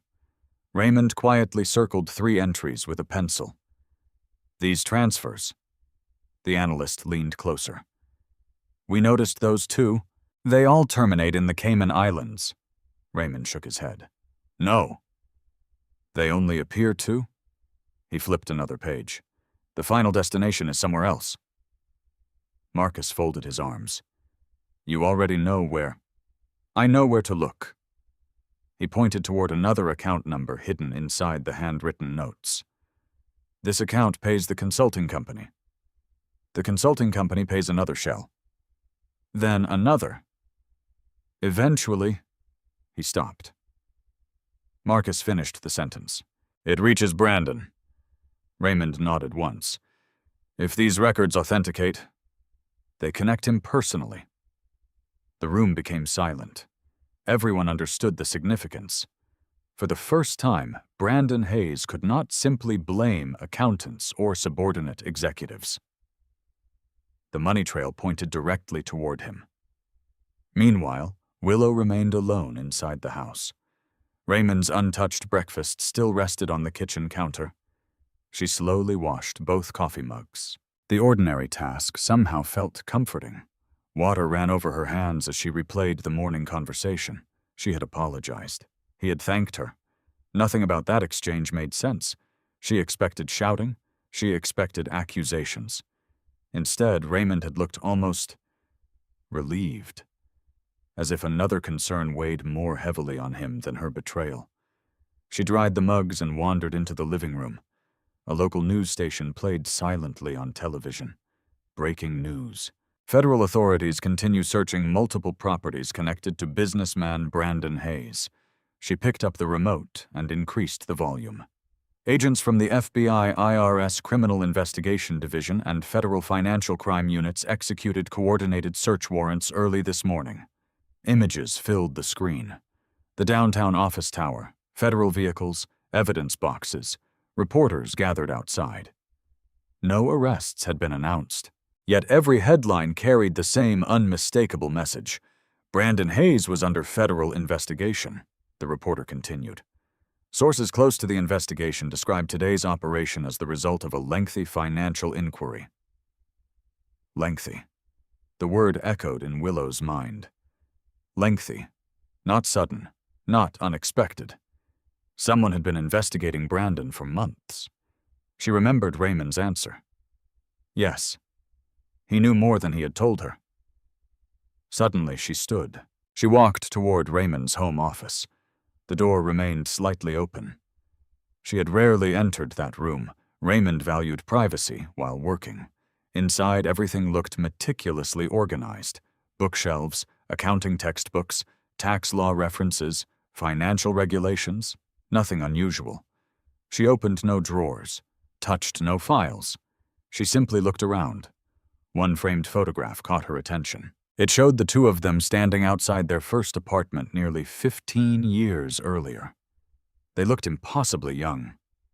Raymond held a cardboard box. She held a tiny potted plant. Neither possessed much money, yet both had been smiling. She picked up the frame. A lump formed in her throat. When had they stopped looking at each other like that? Across town, Brandon Hayes sat inside a private conference room with 3 attorneys. Stacks of legal documents covered the polished table. One attorney spoke carefully. "The warrants are broad," Brandon interrupted. "I know. They took everything." "Not everything. They took enough." Silence settled again. Finally, another attorney asked, "Is there anything we don't know?" Brandon hesitated. "No." The attorney continued staring. "Brandon, if there are undisclosed accounts, now is the time." Brandon leaned back. "I've done nothing that other investment firms haven't done." The attorneys exchanged glances. That wasn't an answer. One of them closed his notebook. "I asked whether there are undisclosed accounts." Brandon slowly looked toward the window. "There may be." The room became completely still. The senior attorney spoke quietly. "How many?" Brandon didn't answer immediately. When he finally did, his voice barely rose above a whisper. "I stopped counting." At FBI headquarters, another discovery arrived. An evidence technician hurried into the review room carrying a sealed envelope. "We found this inside the office safe." Marcus accepted it. "What is it?" "No idea." He carefully opened the evidence bag. Inside rested a small black notebook. Unlike the accounting ledgers, this one contained almost no numbers. Only names, dates, phone numbers, and short handwritten notes. Marcus flipped several pages before stopping. "Raymond, you should probably see this." Raymond stepped closer. The moment he looked down, his expression changed. Marcus noticed immediately. "What?" Raymond read one entry again, then another. The notebook listed meetings, private dinners, campaign fundraisers, corporate executives, lobbyists, several public officials. Each name carried initials beside it. Some entries included dollar amounts. Others simply read, "handled, paid, confirmed." Marcus frowned. "Bribery," Raymond answered carefully. "Possibly. But at the very least, it shows relationships Brandon never disclosed." Marcus closed the notebook. This case just became much larger. It already was. An hour later, Rebecca Lawson received a phone call in her downtown law office. She had represented Raymond and Willow years earlier during the purchase of their home. Since then, they had rarely needed legal assistance. The receptionist transferred the call. "Rebecca Lawson speaking." A calm voice answered. "Rebecca, it's Raymond Rivera." She smiled. "Raymond, it's been a while." "It has. What can I do for you?" There was a brief pause. When Raymond finally spoke, his voice remained steady. "I'd like to schedule a consultation." "What kind of consultation?" Another pause. Then came the words he never imagined saying when he married Willow. "I need to discuss filing for divorce." Rebecca's smile disappeared. "I understand.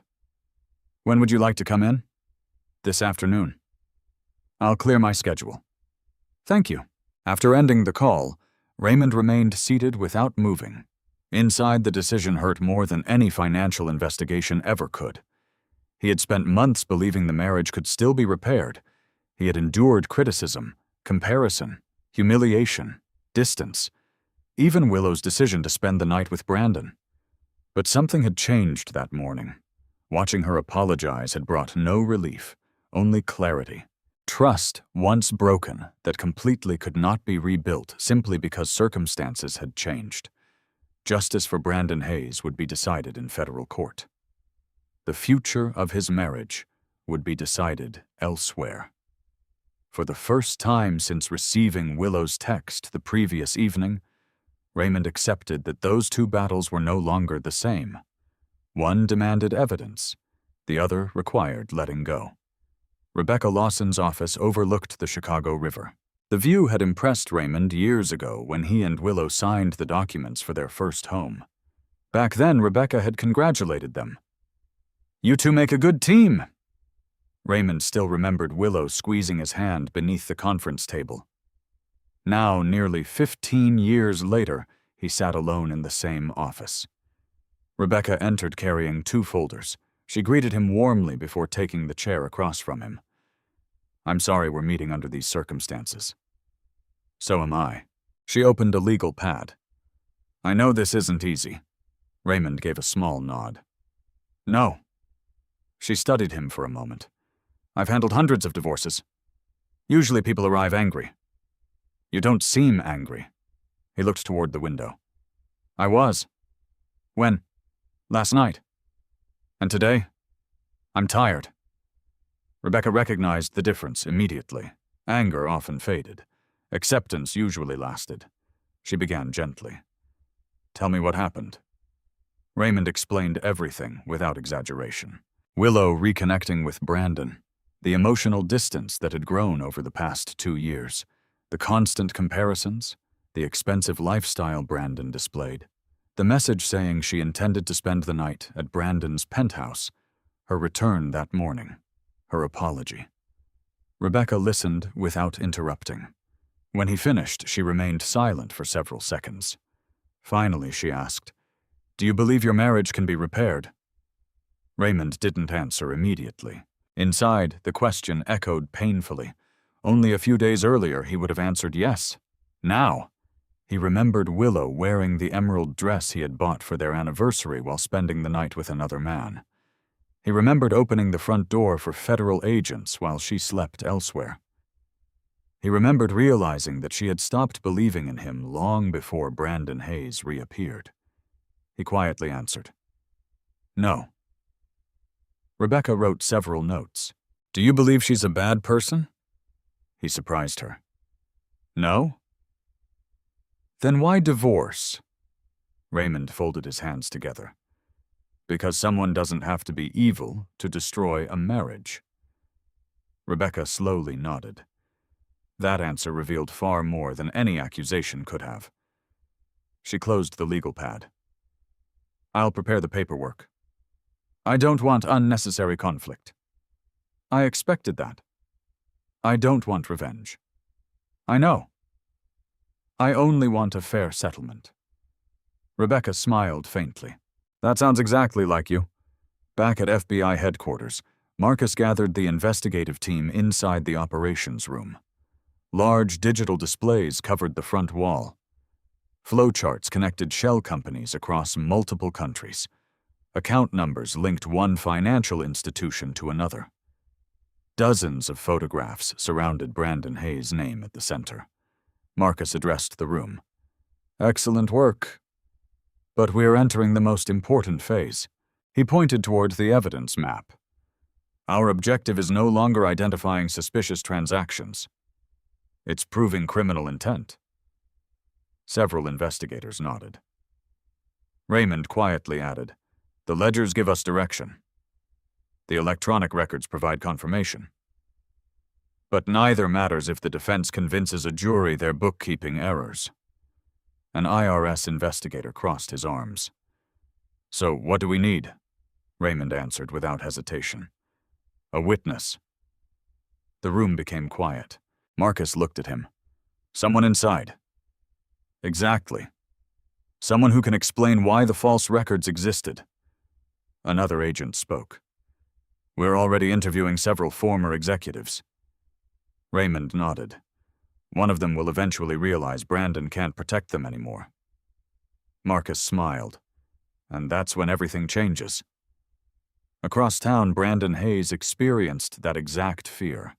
He remained inside a private legal conference room while another attorney entered, carrying fresh news. The government contacted 3 former senior employees.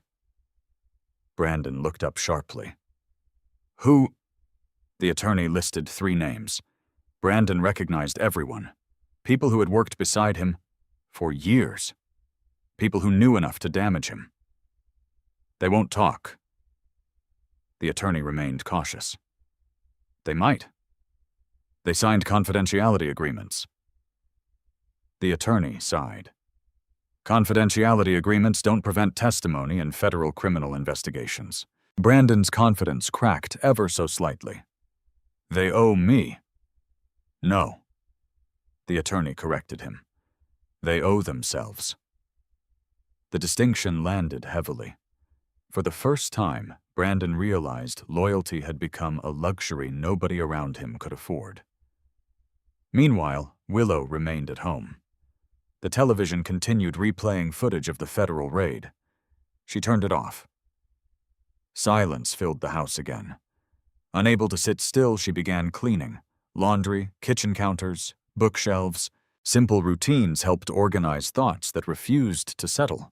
While dusting the living room cabinet, she noticed a small envelope tucked behind framed photographs. Curious, she pulled it free. Her name appeared on the front. Willow. In Raymond's handwriting. The envelope had never been opened. Confused, she carefully unfolded the letter inside. The date immediately caught her attention.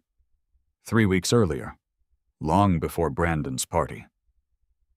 She began reading. Dear Willow, I know we've been drifting apart for a while. Maybe I've spent too much time working. Maybe I've assumed you'd always know how much I love you without saying it often enough. If that's true, I'm sorry. I miss laughing with you. I miss our long drives. I miss the version of us that believed small things were enough. I'm planning something special for our anniversary. Nothing expensive. Just time together.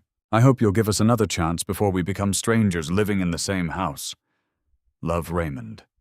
Her hands began trembling. The anniversary, the emerald dress, the dinner reservation. He had been trying all along. He had been trying. Tears finally slipped down her face. She slowly sat on the sofa, clutching the letter against her chest. She remembered dismissing his anniversary plans because Brandon had invited her to the celebration. She remembered thinking Raymond simply lacked ambition. Now every memory looked different. Not because Raymond had suddenly become successful, because she had stopped seeing the things that had always mattered. Back at Rebecca Lawson's office, Raymond reviewed the first draft of the divorce petition. Everything appeared straightforward. No unreasonable financial demands, no punitive requests. Rebecca looked across the table. You could ask for more. I don't want more. Given the circumstances, I know. She leaned forward. You're making this easier than most clients. Raymond gave a tired smile. I'm not trying to win. I'm trying to finish. Rebecca quietly closed the folder. I'll file when you authorize it. Raymond looked at the signature line. His hand remained still. Inside, memories surfaced once more. The first apartment. The wedding. Late-night grocery shopping because they couldn't afford restaurants. The old sofa they carried upstairs together. Her laughter during weekend road trips. Those memories deserved respect, even if the marriage itself had reached its end. He finally signed. The pen left only a few inches of ink across the page.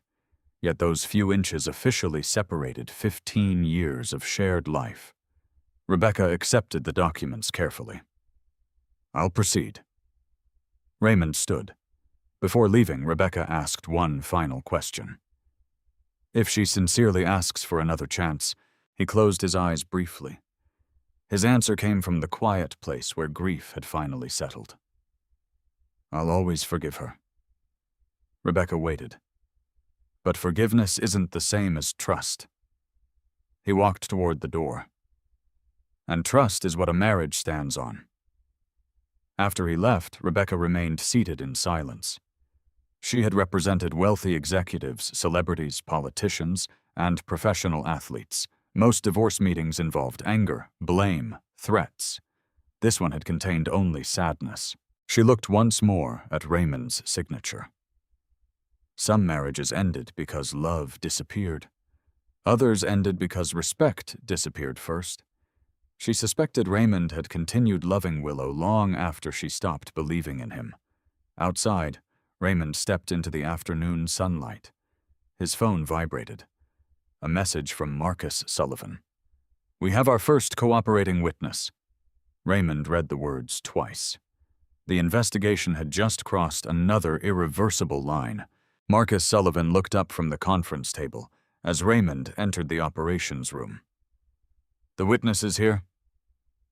Raymond closed the door behind him. "Who?" Marcus handed him a personnel file. "Daniel Pierce." Raymond recognized the name immediately. Brandon Hayes, former chief financial officer. Pierce had resigned 8 months earlier under what the company described as personal reasons. Raymond had never believed that explanation. Now he knew why. Marcus spoke quietly. "He's represented by counsel." He requested a proffer agreement. Raymond nodded. "So he's ready to talk. If we can convince him." They entered an interview room separated from the observation area by one-way glass. Daniel Pierce looked older than his 53 years.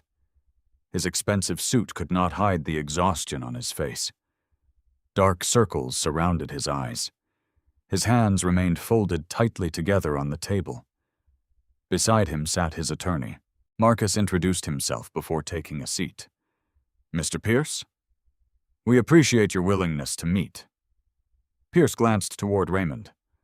"I've heard about you." Raymond offered only a polite nod. Marcus began. "You understand why we're here?" Pierce answered quietly. "Yes." "You understand lying to federal investigators carries serious consequences?"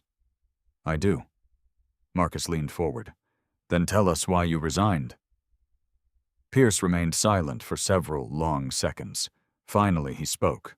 "Because I realized the company wasn't hiding losses. It was stealing investments." The room became perfectly still. Marcus did not interrupt. Pierce continued. "At first, I believed the accounting adjustments were temporary. Brandon always had an explanation. Market timing. International tax strategy. Deferred reporting. There was always another reason." His voice grew heavier. "Then I found the second set of books." Raymond listened carefully.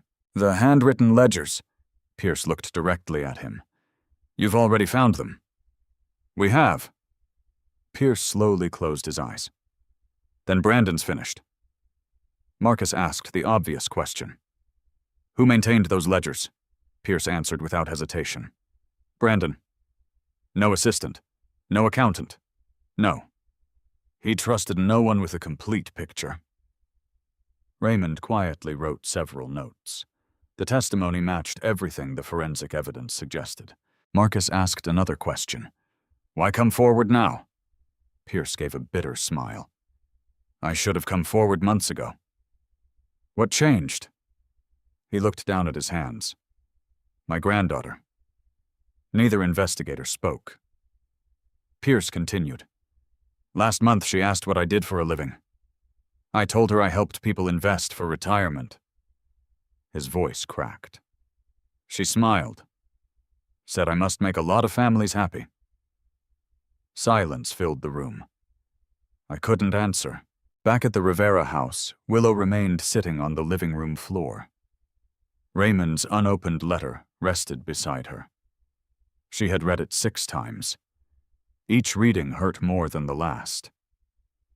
The words revealed a man who had never stopped trying, a man she had mistaken for emotionally distant simply because he never demanded attention. She stood and walked toward their bedroom.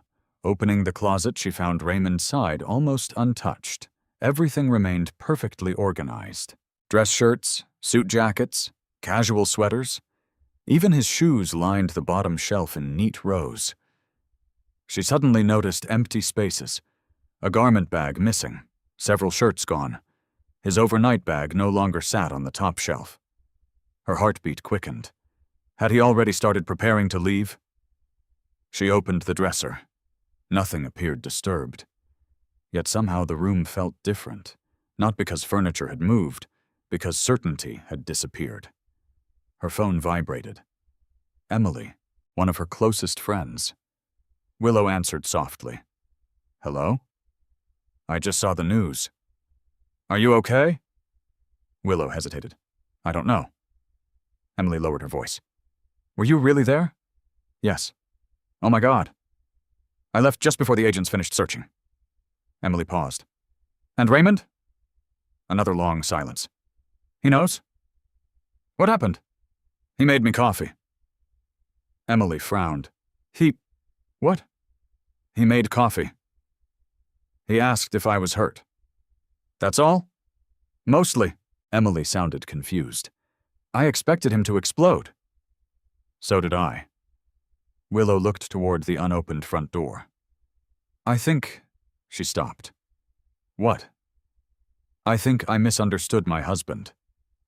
At the federal building, Daniel Pierce continued answering questions. Hour after hour, he explained the mechanics of Brandon's organization. False consulting invoices, layered partnerships, fake advisory contracts, international shell corporations. Every answer aligned with the financial records already collected. Raymond occasionally asked precise accounting questions, dates, transfer sequences, authorization procedures. Pierce answered each one confidently. Finally, Raymond placed one document on the table. "This transfer. $28 million. Who approved it?" Pierce didn't even look twice. "Brandon." "Personally?" "Yes." "He called me into his office." "What did he say?" Pierce inhaled slowly. He said, "Numbers don't tell stories. People tell stories. Our job is simply making the numbers support the right story." Raymond remained expressionless. Marcus quietly exchanged a glance with another agent. Intent. Those words demonstrated intent.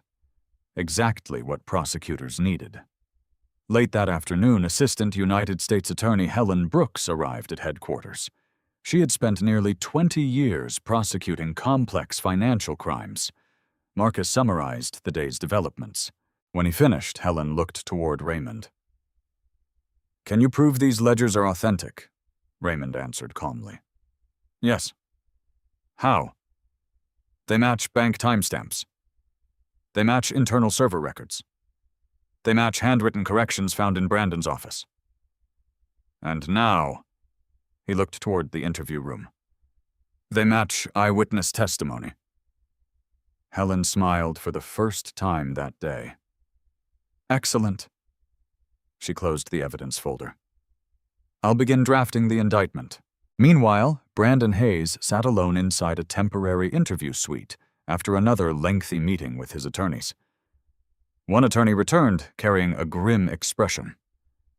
"We have a problem." Brandon barely looked up. Another one.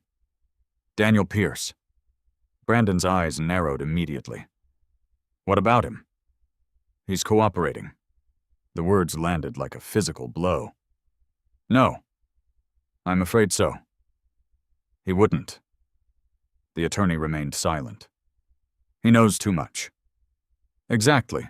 Brandon stood abruptly. "I made him." "I trusted him." The attorney answered quietly. "He no longer works for you." Brandon began pacing across the room. Every calculation raced through his mind. What did Pierce know everything? What could he prove? Far too much. For the first time since federal agents entered his penthouse, genuine fear replaced arrogance. Across the city, Raymond finally left headquarters after sunset. The Chicago skyline glowed against the evening sky. His phone remained unusually quiet. No messages from Willow, no missed calls. He appreciated the silence. Driving through familiar streets, he reflected on the day. Months of investigation had suddenly accelerated. The financial evidence stood stronger than ever. A senior executive had confirmed the fraud. Federal prosecutors were preparing charges. Justice no longer depended solely upon spreadsheets. It now rested on truth spoken aloud. Yet another truth waited at home. The signed divorce petition rested inside Rebecca Lawson's office. He had not regretted signing it. Not once. That realization saddened him more than the document itself, because it meant hope had finally disappeared. As he pulled into the driveway, he noticed a single light glowing through the front window. Willow was waiting. She stood as soon as she heard his key turn in the lock. Her eyes were red from crying. The folded letter remained clutched tightly in her hands. Neither spoke immediately. Finally, she stepped toward him. "I found this." She carefully held up the letter. Raymond recognized it instantly. He had written every word believing their marriage still had a future. "I never saw it before today," she whispered. "I know." Her voice trembled. "You were trying to save us." He looked at the letter for several seconds before meeting her eyes. "Yes." A tear rolled down her cheek. "I'm ready to fight for this marriage now." Raymond's expression remained gentle, but something inside him had already changed. He answered with complete honesty. "I wish you had been ready before I stopped believing we could." Willow lowered the letter until it rested against her side. The silence between them stretched painfully. For years she had believed silence meant indifference. Tonight she finally understood the difference. Raymond's silence carried exhaustion. Not anger, not cruelty. Simply the weight of someone who had spent too long fighting alone. She stepped closer. "I know saying I'm sorry isn't enough." "No. I know I hurt you." "You did." "I know I believed Brandon instead of believing my own husband." Raymond remained standing near the doorway, his jacket still over one arm. He didn't interrupt. He wanted her to say everything she needed to say, not because it would change his decision, because she deserved the chance to tell the truth. Willow took a deep breath. "I kept telling myself that I wasn't doing anything truly unforgivable. I convinced myself we were only growing apart. I blamed your work. I blamed your long hours. I blamed your quiet personality." Her voice broke. "I blamed everything except myself." Raymond looked at the woman he had loved for 15 years. For the first time in a very long time, she wasn't defending herself. She wasn't comparing him to Brandon. She wasn't talking about money. She was simply accepting responsibility. Months earlier, that honesty might have changed everything. Now it only confirmed what had already been lost. He carefully placed his keys on the hallway table. "I appreciate your honesty." She looked up hopefully. But honesty after trust is gone doesn't bring the trust back. Fresh tears rolled down her cheeks. "I'll spend the rest of my life earning it back." Raymond answered softly. "I believe you would try." The words gave her hope for one brief second. Then he continued. "I just don't believe either of us should spend the rest of our lives trying to repair something that finally broke." Willow closed her eyes. Those words hurt because they were spoken without bitterness. If he had shouted, if he had insulted her, if he had blamed her for everything, perhaps she could have argued. Instead, he spoke with kindness. Kindness made forgiveness feel possible. It also made goodbye feel unavoidable. Meanwhile, inside the federal courthouse, Assistant United States Attorney Helen Brooks met with the grand jury presentation team. Evidence boxes covered the conference table, digital forensic reports, bank records, corporate emails, the handwritten ledgers. Marcus Sullivan addressed the prosecutors. "Our cooperating witness confirms Brandon personally directed every major fraudulent transfer." Helen reviewed another document. "And the financial trail." Raymond slid a detailed flowchart across the table. "Complete.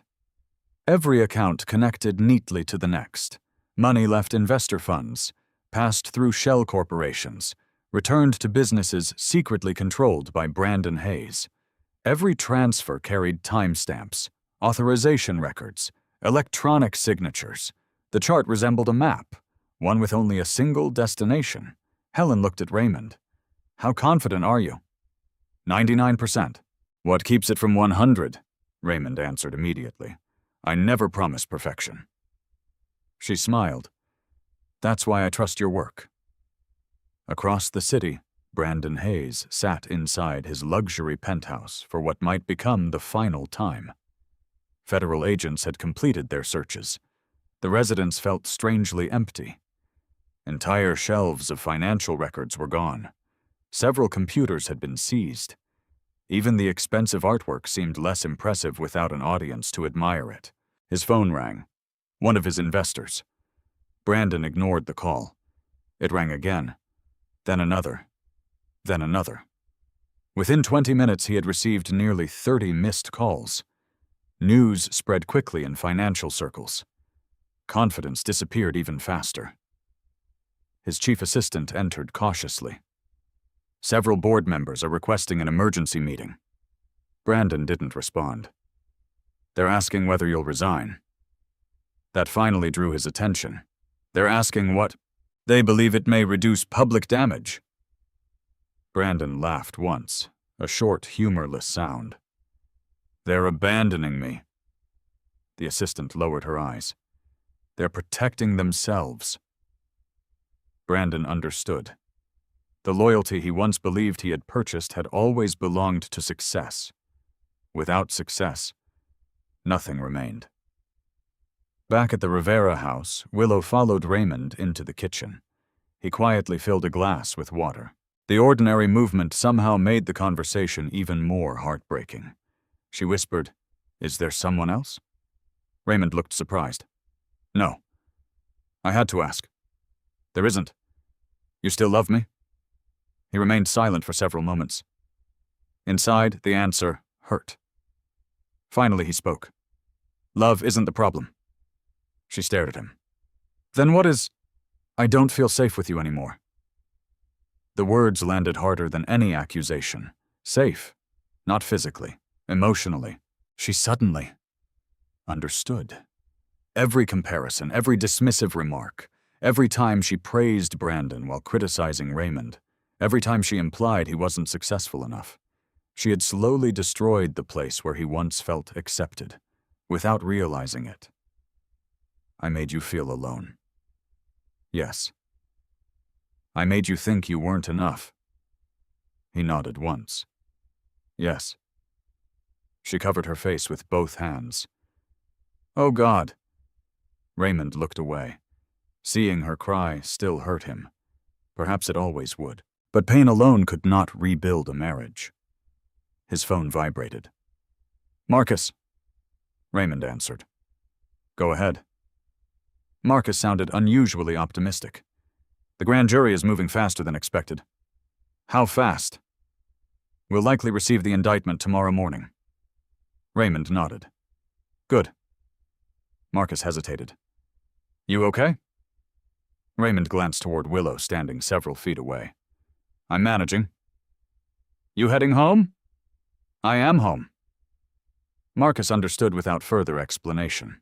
"We'll finish this tomorrow." After ending the call, Raymond placed the phone back into his pocket. Willow quietly asked, "Was that about Brandon?" "Yes." "Is he going to prison?" "I don't know." "You do know?" Raymond gently shook his head. "I know the evidence. I don't decide the sentence."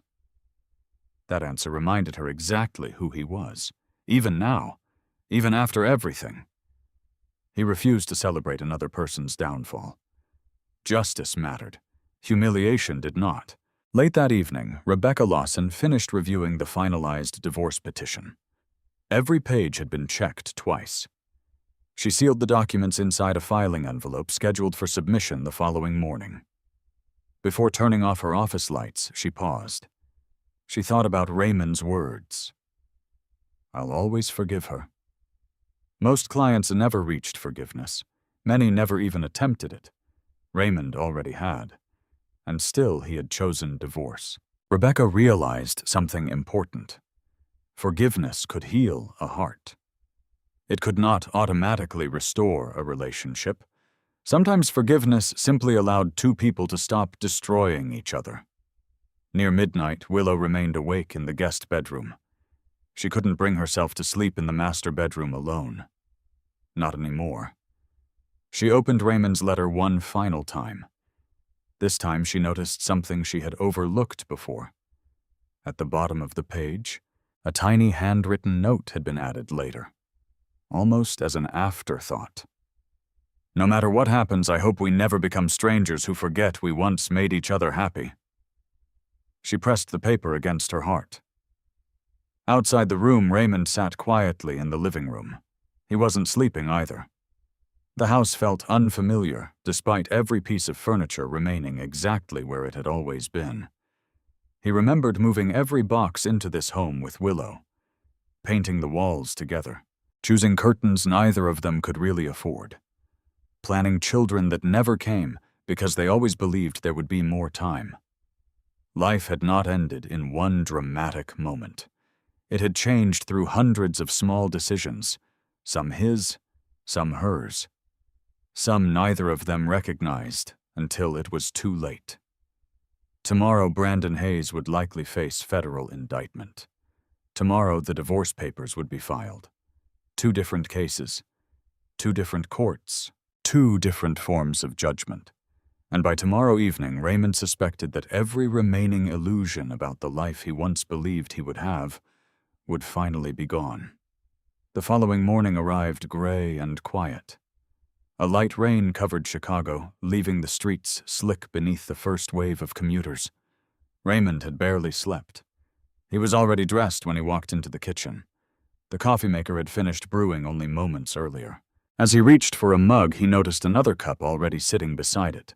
Fresh, warm. Willow stood near the window. "I made yours." He looked at the cup before quietly accepting it. "Thank you." They stood in silence. Neither pretended the previous night's conversation had not happened. Neither searched for words capable of undoing months of disappointment. Finally, Willow spoke. "I won't beg." Raymond turned toward her. "You shouldn't. I just wanted one last chance to tell you something." He waited. "I didn't fall in love with Brandon again." Raymond remained calm. "I know. I fell in love with the life I imagined he represented." She gave a sad smile. "I confused success with happiness." She lowered her eyes. "And by the time I realized the difference, you had already walked too far." He finished the sentence gently. She nodded. "Yes." Raymond took a slow sip of coffee. "I hope one day you stop blaming yourself every minute." She looked surprised. "You do?" "I do." "After everything," he answered honestly, "living with regret forever won't honor what we once had." Those words nearly broke her again. She wanted him to hate her. Hatred would have been easier to understand. Instead, he continued showing compassion, compassion she no longer deserved. His phone vibrated. "Rebecca Lawson." He answered. "Good morning.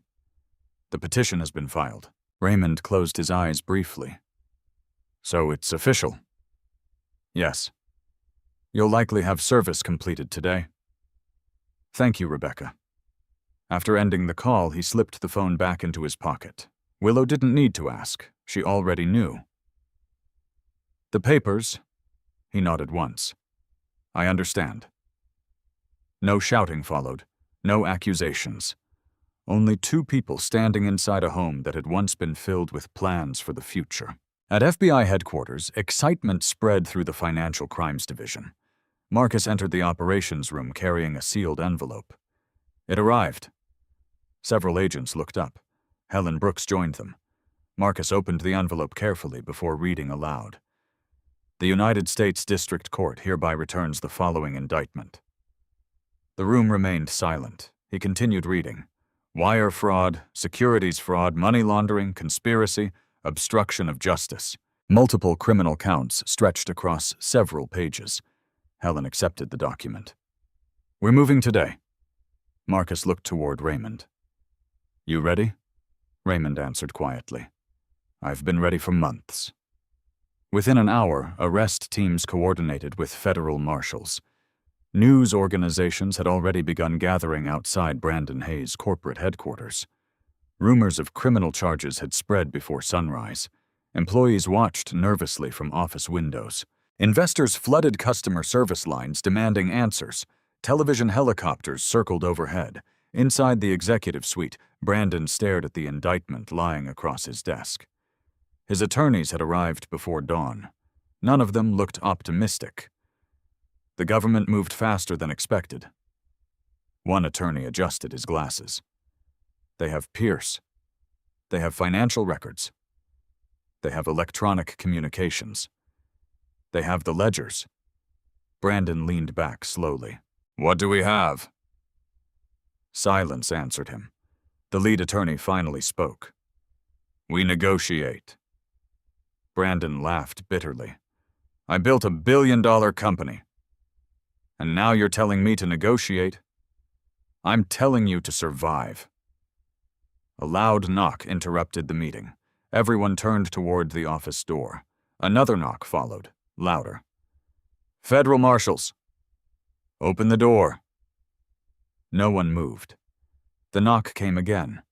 Brandon looked around the room. Every executive present avoided eye contact. Every attorney remained seated. No one offered reassurance. No one promised victory. For the first time in his career, Brandon Hayes understood absolute isolation. He walked to the door himself. Opening it slowly, he found federal marshals standing beside FBI agents. Marcus Sullivan stepped forward. Brandon Hayes, you're under arrest. He handed over the indictment. Brandon accepted it without reading. He had already memorized enough. Marcus continued. When? You have the right to remain silent. Television cameras exploded with flashes as Brandon was escorted through the lobby. Employees watched in disbelief. Some cried. Others simply stared. The charismatic executive who had promised limitless opportunity now walked in handcuffs beneath dozens of cameras. Marcus remained professional. No celebration, no triumphant expression. Only another arrest completed according to procedure. Raymond watched from several steps behind. He felt no satisfaction, only relief. Justice had finally caught up with deception. Nothing more, nothing less.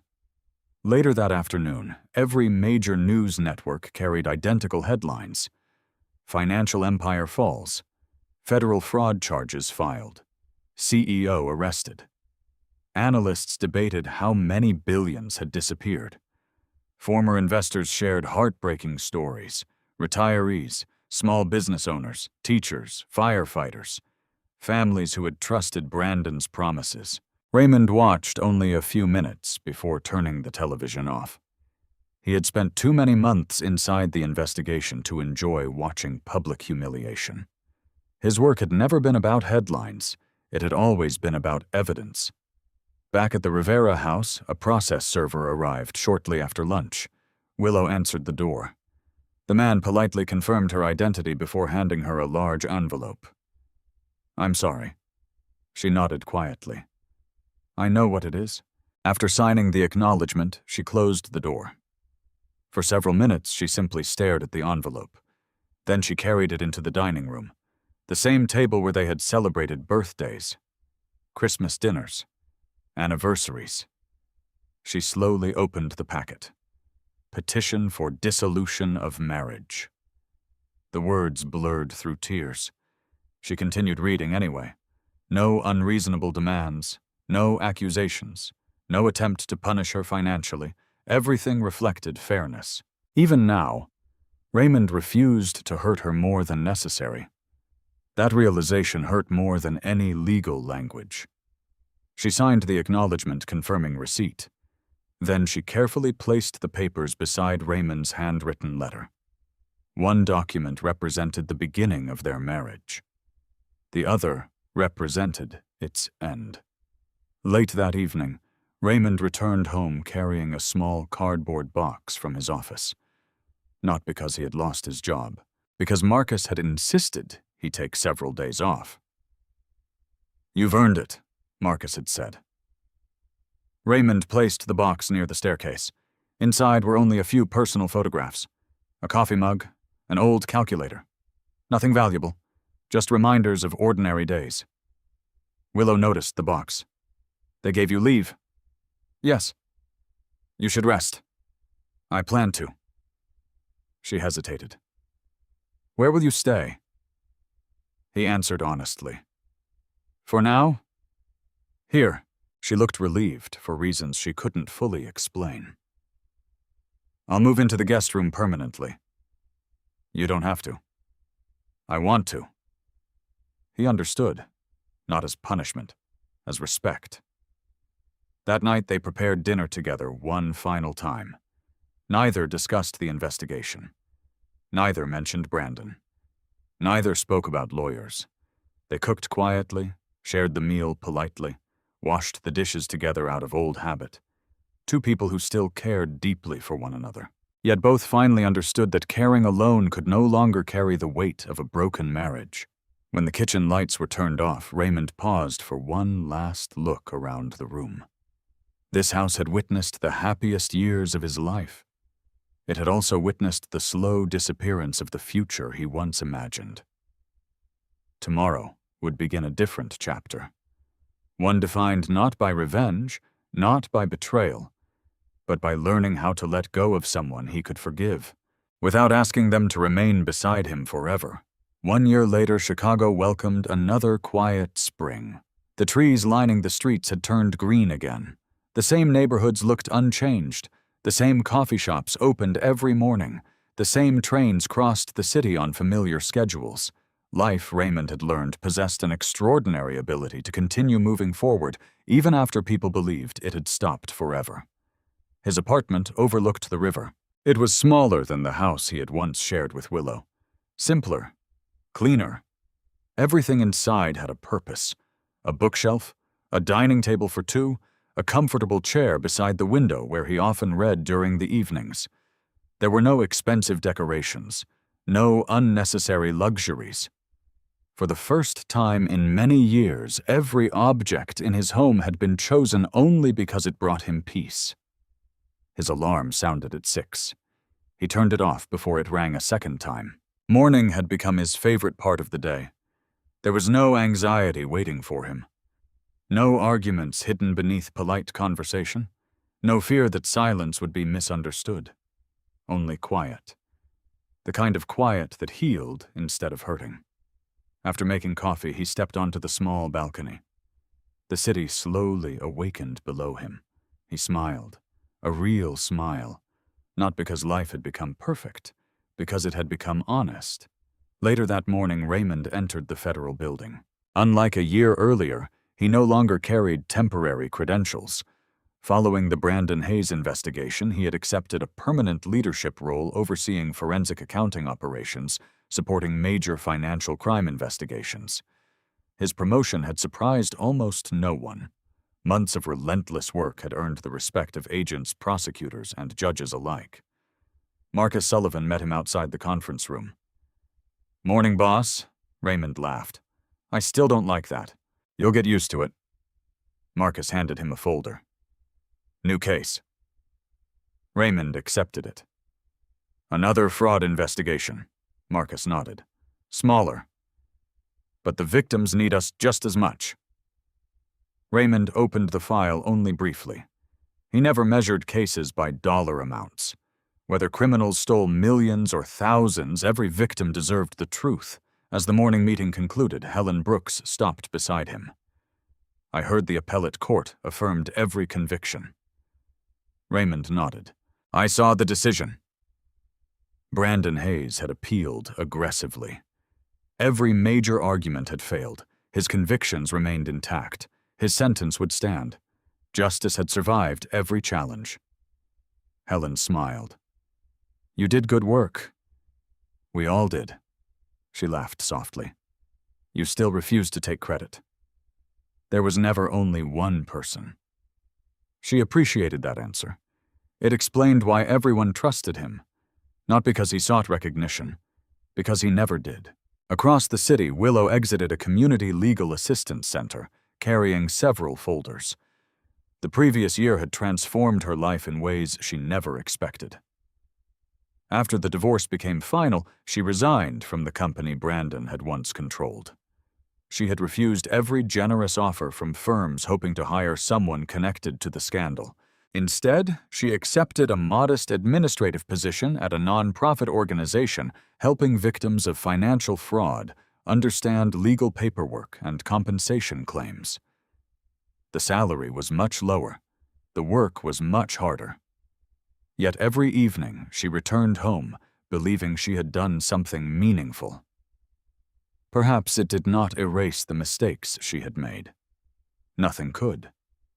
But serving people who had lost everything reminded her daily how easily trust could be broken. Several coworkers often asked why she cared so deeply. She never told them the whole story. She simply smiled and answered, "Because someone once showed me grace when I didn't deserve it." The divorce had remained respectful from beginning to end. There had been no courtroom battle, no public accusations. Raymond insisted on an equal division of assets. He refused to seek reimbursement for money Willow had spent during the marriage. Rebecca Lawson had asked him why. His answer remained simple. "I don't want the rest of my life measured by what I managed to take away from someone." Those words stayed with Rebecca long after the case closed. That afternoon, Raymond received an unexpected email. Subject line, Victim Compensation Ceremony. The government planned to recognize investigators whose work had helped recover substantial assets for defrauded investors. Attendance was optional. Marcus immediately walked into Raymond's office. "You going?" "I suppose I should." "You definitely should?" Raymond smiled. "I know." The ceremony took place 2 weeks later. Hundreds of people filled the auditorium. Many had lost retirement savings, college funds, businesses built over decades. Some had recovered significant portions of their investments because hidden assets were successfully traced before disappearing overseas. Others simply came to thank the people who had refused to stop investigating. Raymond never enjoyed standing on stages. He preferred working behind spreadsheets, behind evidence, behind facts. But as he accepted a small recognition plaque, something unexpected happened. An elderly couple approached him afterward. The husband extended a trembling hand. "My wife and I almost lost everything." Raymond shook his hand warmly. "I'm glad some of it was recovered." The woman smiled through tears. "It wasn't only the money. We thought nobody cared. You proved someone did." Raymond felt unexpectedly emotional. He thanked them quietly before watching them walk away together. That single conversation meant more than any award. Weeks later, on a warm Saturday afternoon, Raymond decided to revisit a neighborhood park he and Willow had once enjoyed years earlier. Children laughed across the playground. Families spread blankets beneath flowering trees. Life continued without asking anyone's permission. He carried a paperback novel and found an empty bench overlooking the water. After reading for nearly an hour, he heard a familiar voice. "Raymond." He looked up. Willow stood several feet away. She looked different. Not dramatically, simply lighter. There was a calmness in her expression that had not existed before. He stood politely. "Hello, Willow. May I sit?" "Of course." For several moments they watched ducks crossing the small lake. Neither rushed to fill the silence. Eventually she smiled. "You look happy." "I am." "I'm glad." He looked at her. "You do too." She nodded. "I think I'm finally learning who I am without chasing someone else's definition of success." He smiled gently. "That's a good thing." She laughed softly. "I wanted to tell you something." "I'm listening." "I stopped blaming you." He looked surprised. "I realized I blamed you for choices that belonged to me." He nodded slowly. "I'm glad you found that piece." She reached into her bag and removed a folded piece of paper. "The letter?" He recognized it immediately. "I think it belongs to you." He accepted it carefully. "I kept it this whole year. It reminded me every day what real love looked like." She smiled sadly. "I don't need to keep reminding myself anymore." Raymond folded the letter and placed it inside his jacket. "Thank you." She stood. "I should go." "So should I." For a brief moment, they simply looked at one another. No bitterness remained, no hope of reconciliation, no unfinished argument waiting beneath polite conversation. Only gratitude for the years they had shared, and acceptance that those years had ended. Willow extended her hand. Instead, Raymond offered a gentle hug. She embraced him carefully. Neither held on too long. When they stepped apart, both were smiling through quiet emotion. "Take care of yourself," she whispered. "You too." She walked away without looking back. Raymond watched until she disappeared among the trees. Then he looked toward the river. A year earlier, he believed forgiveness meant finding a way to stay together. Now he understood something different. Sometimes forgiveness meant releasing someone from your anger. Sometimes love meant wishing another person happiness from a distance. And sometimes the strongest ending was not revenge, victory, or even reconciliation. It was two people leaving each other with dignity, carrying the lessons of their shared past into separate futures, grateful that truth had finally replaced illusion, and confident that peace was always worth more than pride. Every story leaves behind a lesson, and perhaps the greatest lesson in this one is that trust is far more valuable than success, wealth, or appearances. Money can be earned again. Status can disappear overnight. But once trust is broken, rebuilding it requires far more than apologies. It requires time, consistency, and sometimes even that is not enough. Raymond teaches us that true strength is not found in revenge, but in dignity.